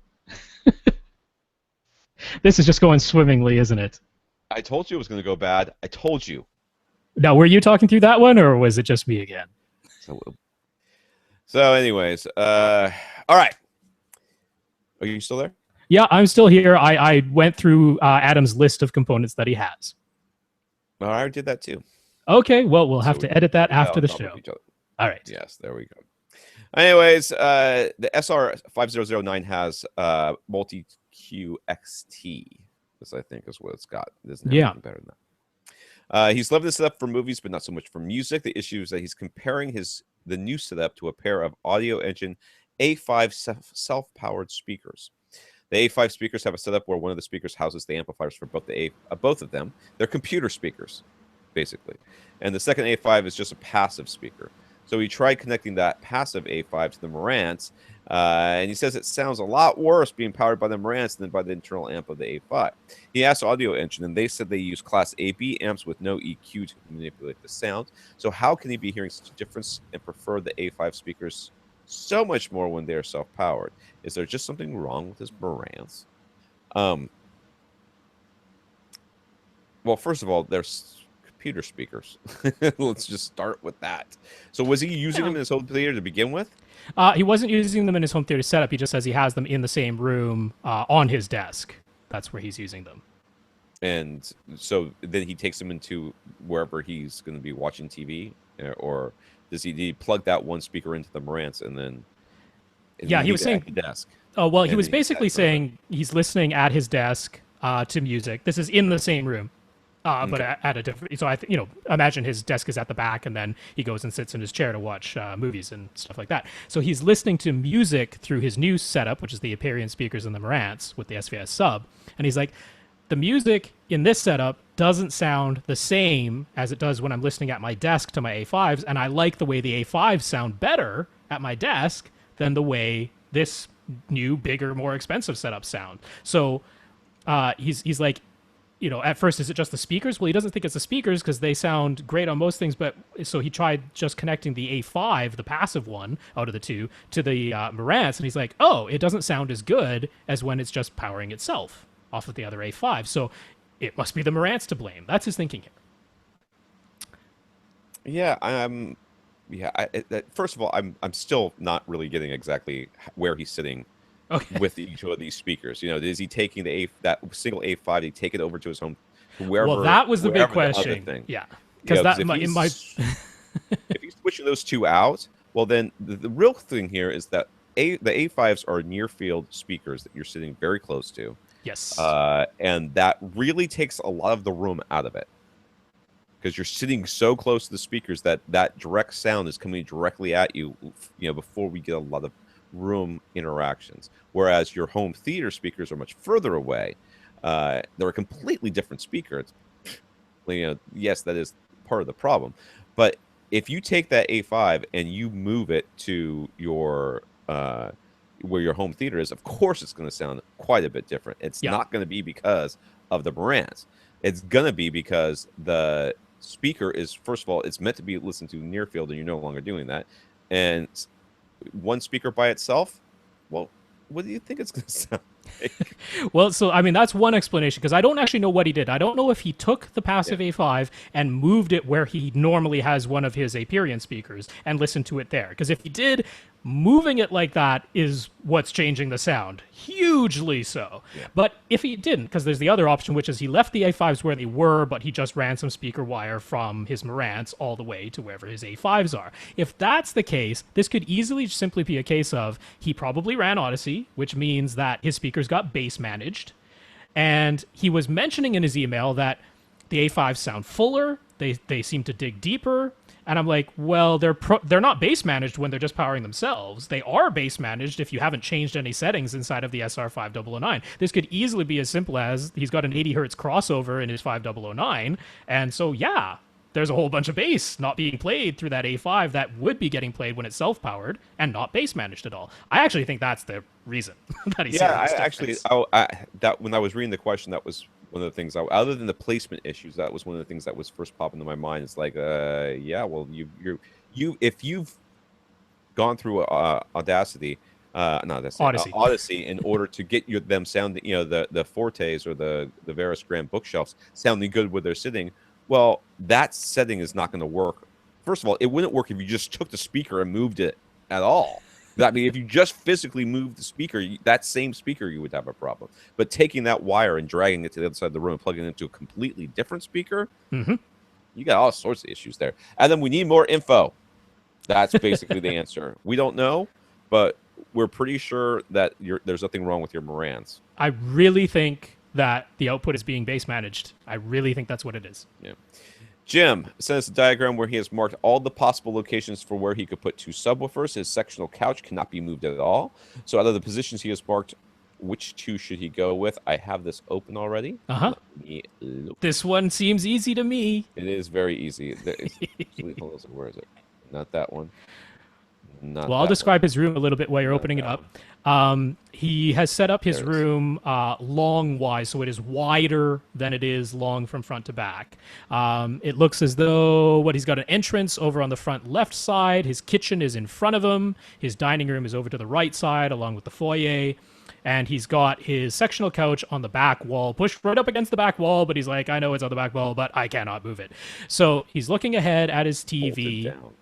and he has basically marked out all these X's. He's marked along the left side. He's marked on either side of the TV. But there are two places in this room that immediately jump out as being where you would put two subwoofers. Tom, I'll let you do it because I know you're too excited to let me do it. No, I'm not too excited. You can do it. I mean, he's got. First of all, you didn't tell him all the places. All right, so they Yep. flanked the TV stand. Yep. There's one just to the left of the couch, I guess underneath the table or taking Yeah, the place side of the table. Yeah. One in the rear left corner, under behind the chair, maybe. Yep. One inside the fireplace is what it looks like. I think it's pretty much on the landing of the fireplace. That's So, where it would go. yeah. I mean, to me, the first thing I thought of was you've got that rear one. Well, actually, you got the one next to the table or underneath the table next to the couch, and the one to the front right Of the TV. The TV. Those are pretty much mirrored Yep. across from each other. If that one doesn't work for you, the next you could put it in the corner over there. That would be the next the rear corner. But that was what made sense to me. Yep. Just to the left of the couch, just to the right of the TV stand. Absolutely, I 100% agree with that because not only is that mirror imaged just within the theater area, but it's pretty well mirror imaged in the entire open space of the room as well because that's And leaving the him. side walls too. Yeah, It's pretty. Yeah, well, it's an outside door anyway, so it's going to be kept closed. But every yeah. time your kids come in when you're watching movies, you go, close the door. That's what you have to say. You're messing up. You're messing up the base. But I was Okay. very glad when I saw this diagram because I'm like, oh, it's not one where I have to rack my brain to come up with something. I'm like, nope, diagonally opposite, Yep, right side of the that's TV, pretty right easy. beside your couch. Yeah, There you and go. the thing was, it's like I couldn't quite. It took me a while to figure out the X's were and where the TV was. I don't know. I was like, I thought the TV was the fireplace. I thought it was above the fireplace. I'm like, it's above the couch. So yeah, that one was okay. Now, new for this week. I feel like we're gonna have to go a little bit extra long since we're going to cut so much out. We can try. New for this week. Chris. Chris got a surge protector. Has a couple of dead outlets. He'd like our recommendations for a surge protector with 8 to 10 outlets to replace it. I'm going to say 3 letters. And the same 3 letters I always say whenever somebody asks me about surge protection or battery backup or any of this stuff. A, P, and C. Okay? APC, American Power Company. I think that's what it is, right? It's the American Yep. Power Company. I'm pretty They're sure. owned by Schneider Electric now, but Yeah. it is still apc.com. They bang for buck, can't be beat, and they actually, are UL certified Yes. and approved and everything. That means that if Which is you like, actually get hit by lightning, it will do something other it's like than all just you need pass to that know through. is that they are UL certified. There are so many of these surge protection and power conditioners out there that do not have UL certification, and if your gear gets fried, they're going to be like, that happens. What do you mean that happens? Now, who do I sue? Well, you can sue yourself, and your insurance company is going to go, well, it's UL certified. Like, I don't know, it was from this company. They're going to check it. Nope, I it was like wasn't. that line on The Simpsons, right? When Superintendent Chalmers grabs Skinner, he's like, all surge protectors are power strips, but not vice versa. So APC has got a couple out there. Just find the one with the right number of outlets, your right price, and the right features. Yeah. I love mine. I have an H10 and I have an H15. The H10 has got I don't remember how many outlets it's got, but the H15's got a few more little bells and whistles on it, a little readout and stuff like that. The other one's just got little lights that light up on it. I gave the 10 to my parents. That protects their stuff. Those are pretty big units, the H type units. Yeah, they are. They They're actually go like, where your components go. Yeah, they do, and they're like the it would be like the Marantz slimline receivers or a very large, maybe like a VCR. Yeah. Not like VCR. Yeah, and those ones have like all the bells and whistles of like voltage regulation and filtering and EMI, RFI, noise rejection, all those types of things. There are some simpler ones, less expensive ones. One is the P8V. That's a nice, sleek, long black unit that has 8 outlets, as the P8 indicates, and it does filter out some noise as well, 70 dB of noise. So that's a good unit if that's what you want. But an even nicer one if you have wall warts, because wall warts are like the enemy of any surge protector strip. I hate wall warts. Yeah, there's one that they have the P11G. It's actually less expensive, but it holds 11 outlets. Now, it's a big unit. Like, it's a big unit, but it's well spaced out in the outlets. So if you are dealing with any wall warts, I really recommend that one because it's not expensive at all. It still filters noise. It gives you 11 outlets. So, yeah, and it fits big, fat, chunky wall warts. Yeah, I like my voltage regulation, too. I mean, It's nice. I think I got both of mine for $100 each, I think, or maybe even less. Yeah. There were Black Friday sales and stuff like that, and they're not that hard to find for pretty cheap. So check it out. Check them out. I was actually surprised the day I was in Lowe's and I was walking through, and they had all sorts of really expensive power surge protector things. I was like, these are outrageously expensive. Hey man, there's always Monster out there too, which Oh god, they've really kind of lost a lot of market share. It's like I remember that they used to. yeah, be people are finally everywhere. figuring out it's like a gigantic ripoff. Yeah. All right, Michael. We haven't heard from Michael in a while. He says it's because his home theater has been working the way he wants it to, and he's been very happy. So good. We fixed it. Whatever was broken, I don't remember what was broken. He recently switched. Oh, he's the blind. He's not blind, but he's the visually impaired guy. That's right? correct. Yep. He recently switched over to an Android Nexus 6 phone, though, and that has meant some changes. The Android version of the Denon remote app doesn't control his older model. the AVR 1912. But the Android TalkBack screen reader has been on par with Apple's accessibility options for the visually impaired. So Michael has been fine with making the switch. Well, that's good. I'm a little surprised he made the switch. I don't think I Me would have. too. You know, if Yeah. I had a cell phone that did everything I wanted to do, I don't I wouldn't make the switch. Well, I think he mentioned something along the lines of I think he was using a 4S, and like the latest iOS updates have basically made that not run very well at all. And he's like, well, he'd like the bigger screen size. He wasn't hype on getting like a 5 or a 5S. He wanted the bigger screen size, but then they weren't going to give him like one for free or a cheap price or whatever. So he just switched over to Android. That's how he ended up there. All right. Which all makes sense. That's All fine. right. Anyways, he used to use AirPlay. Now he wants an easy way to stream all of the content off his phone into his home theater setup. What's the solution? This is supposing, of course, that you don't already actually have a solution someplace in your system. A lot of times you do, you don't even know it. It's like and there's a ton of apps out there that'll do this well. I know that I go to people's houses and I have a it's called Double Play or something like that. It'll ask me, it's like, hey, I sense an Xbox 360 or a Yep. PS3. Would you like to stream to it? I'm like, yes, I would. Here comes some inappropriate music for all you people. What's going on in there? Like, I don't know. But yeah, you've already suggested to him that the best solution if you don't already have one, and that's a Chromecast. Chromecast. Yep. Chromecast works like a dream. I Mhm. really love it.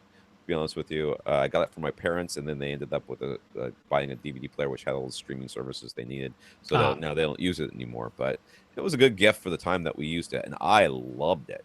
And they're So $35. I know right? $35. I don't So feel like I wasted my money. I used it for like 3 months. I'm like, yeah, like it'd be different if it was $100, like some of the yeah, other stream, or even 60, but like $35, and it it's like works Netflix. really well, and it's as easy as switching to any other device in your setup.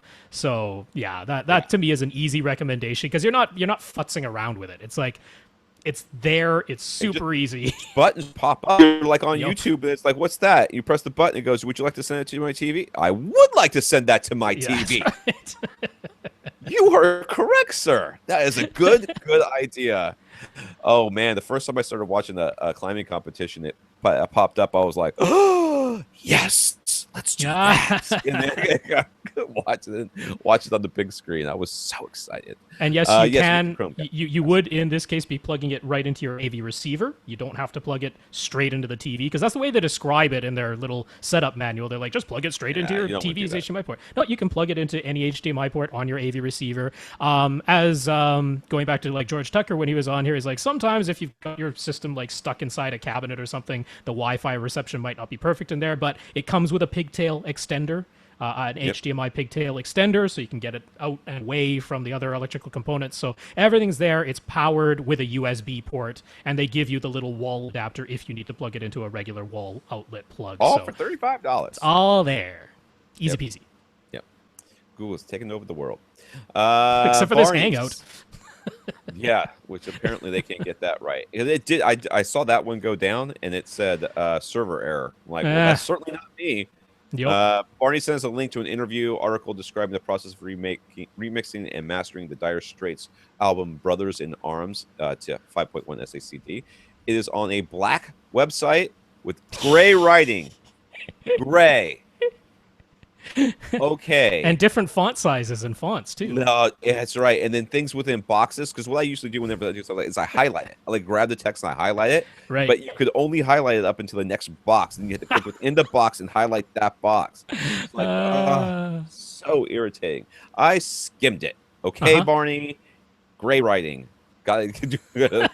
Not saying it's your fault. I'm saying that's irritating. He'd like our take, since he doesn't necessarily believe everything. I'm sorry. Good thing it said everything written in magazine. He'd also like to know if we've heard this SACD, and if so, what we think of the sound quality. I haven't heard it. I haven't heard it myself, but I know it's used by tons of reviewers. Right. They just love this thing. Yeah.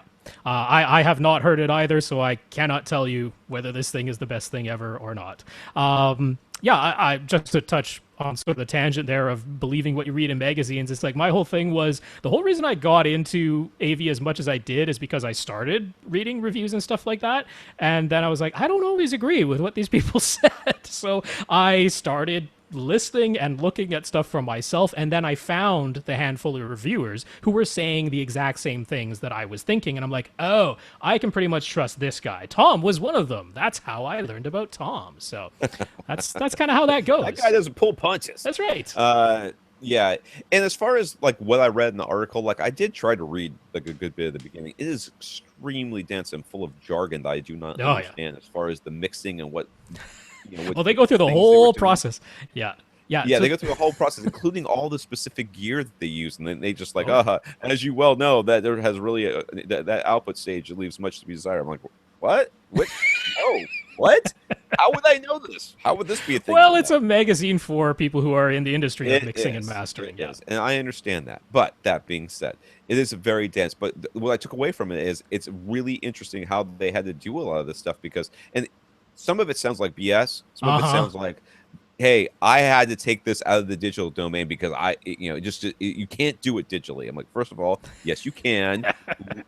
Yes, you can. They made dinosaurs with CGI like nearly 20 years ago. Don't tell me that you can't do a little bit of audio mastering because you have to take it out of the digital domain because you can't do it, or you don't have the computers to do it with, or you don't have the program to do it. And I understand that, but don't tell me it can't be done. It can. It can. Well, I found several things interesting in this article. First of all, they mentioned right at the top, the thing was originally recorded. This Brothers in Arms album was recorded digitally using the Sony recorders of the time, which were sampling in 16 bits at 44.1 kilohertz. So releasing it in 9624, when it was originally recorded off of the instruments in 1641, makes you haven't improved the sound quality for what was originally recorded. You're just saying, hey, remember that one that was there? I want 4 of those. That's pretty much it. So all the talk about improving the sound quality by upmixing it, no, you've got what you had to begin with. That's as good as it is ever going to possibly be. So that part I found a little bit amusing. But on the topic of, the switching it out to analog and doing things that way instead of digitally, it's important to know this was done in 2005, this SACD release. So our computers back then were not as powerful as the computers we have now. The software we have now wasn't necessarily available in 2005. But more than that, he said something very telling, which was he found mixing analog more convenient because he was already used to his analog setup. And that makes a ton of sense. That's like, I already have my mixing board. I already know how it works, where everything is. I'm faster doing it this way because I know where all the knobs and switches I want to reach are. I'm not with. Fine, that's fine. You started with 1644.1 anyway, and you've up-sampled the thing to 9624, so you got to play with. Go ahead, switch it to analog and back to digital and back to analog and back to digital again, which is what they did. So I thought all of that was funny. But at the very end, where they're like, well, we listened to the 9624 DVD audio version, and then we listened to the SACD conversion. We're like, we think that DVD audio one sounds a little bit better because we kind of think that 9624, which is the way we captured it, that's like, that's a little bit more, pure and clear. So like SACD kind of fudged it a little. I'm like, it's lossless. SACD is lost. If you didn't know which one was which, you would never be able to tell in a blind test. But the last part of it was the original source is 4416. I know, but the last part of it was the way they mixed this. This is a decision. Has nothing to do with the technology. It was a decision. He did put instruments into the surround channels, and so gave you that perspective of being on the stage with the musicians, as opposed to having everything seemingly on a stage in front of you while you're out in the audience.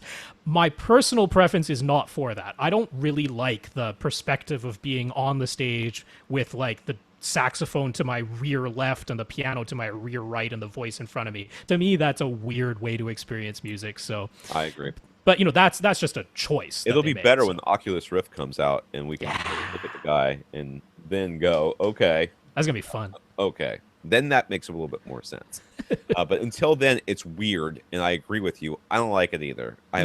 never really liked that. In fact, I haven't really been able to get too much into these binaural recordings for the same reason. Now, when I mean, it depends on how they record them, but a lot of times it's just too much stereo separation. It doesn't sound right? natural to me. Yeah. I mean, it's a good way to show off that, Yes. hey, this is in surround sound, not stereo, because you could not do this in stereo. So, okay, that's fine as a demonstration. But yeah, I prefer the perspective of being in the audience.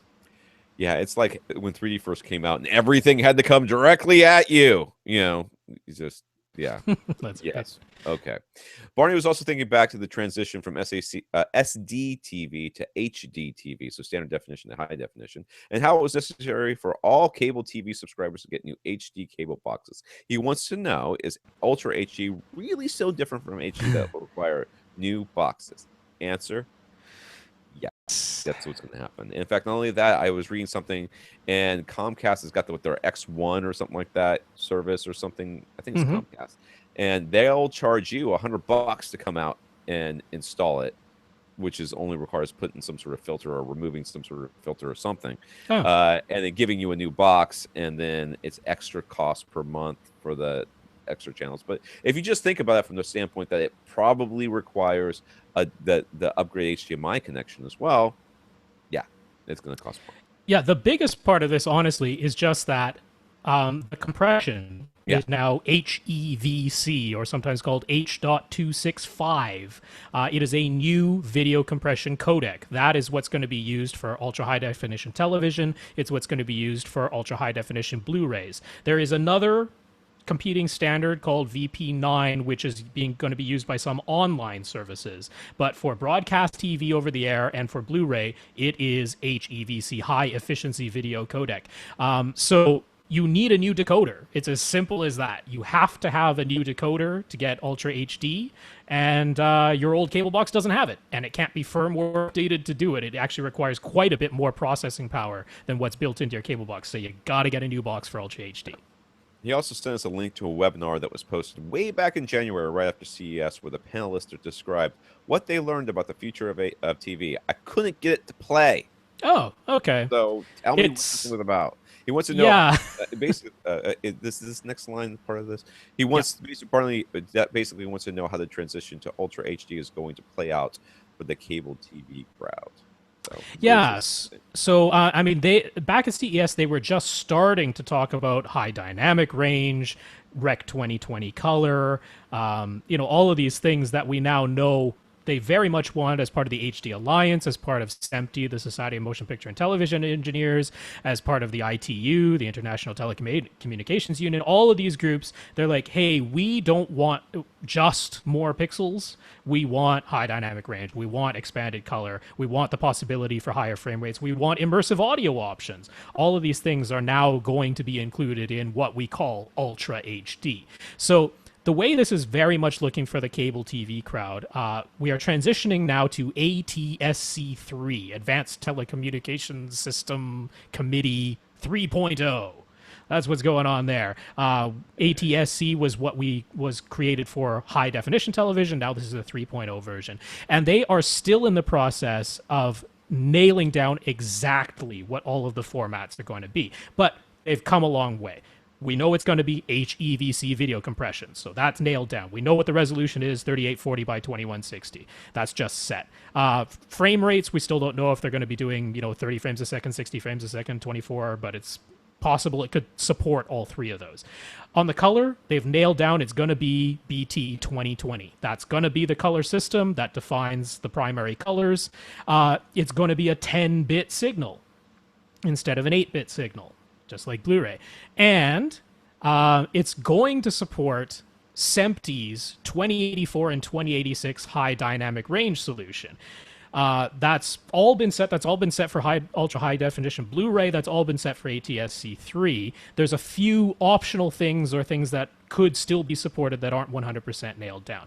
So one of those is the audio. They're still looking at audio formats.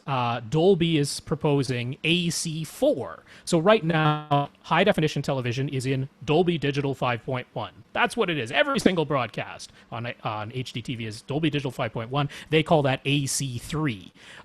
When they developed Dolby Digital Plus, they called that AC3E for enhanced. So AC4 is basically Dolby Digital Plus with the option for having Atmos on top of that. That's what it is. So what they're looking on the broadcast side is not a lossless audio format. They're not looking for true HD with Atmos. They're looking for something that can be compressed to save bandwidth, and that's AC4, Dolby Digital Plus with Atmos. That is by far the leading candidate right now. DTS has dropped out of the running. Technicolor just recently, like just a couple days ago, they dropped out of the running. It was funny because Technicolor released a thing saying the immersive audio standard for ultra high definition, it must be an open standard. And it's like, wait a second, why might be? Oh, because your standard got rejected. That's why. That's why it now has to be open. They don't want Dolby to win. So like, it has to be an open standard. So there's still MPEG H out there, which, good Lord, if that thing wins somehow, I will be annoyed. I want Dolby to win this one. I got to be honest with you.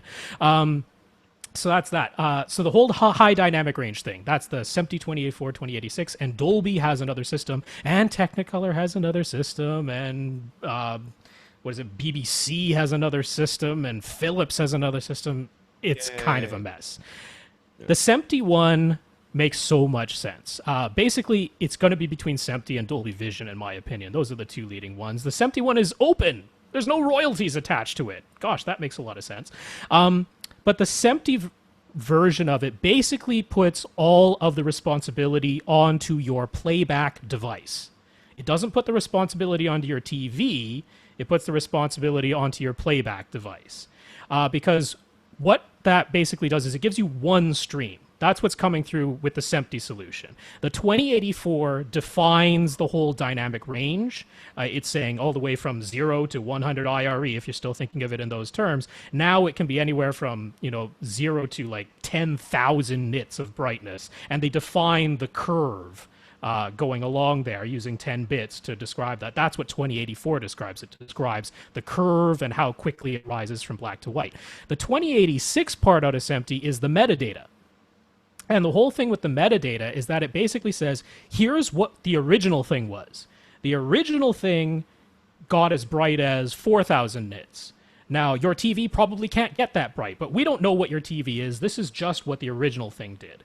And it's going to be up to your TV to say, oh, well, the original was 4,000 nits, but I can only do 1,000 nits. So here's how I translate that.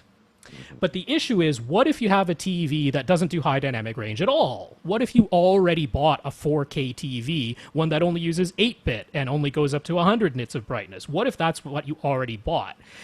You're going to have something in the menu, like the user menu of your cable box, that basically just gives you two choices. Do you have a high dynamic range capable display? Yes or no?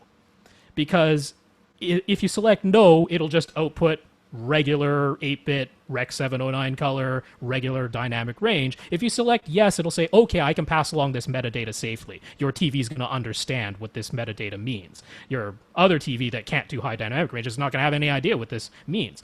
So the Dolby system basically puts the onus on your TV rather than on the cable box. Because the Dolby system, it starts with the 8-bit regular color, regular dynamic range signal. That's the platform, that's the bed layer. And then on top of it, there's a second layer that includes all the high dynamic range and the expanded color and the 10-bit.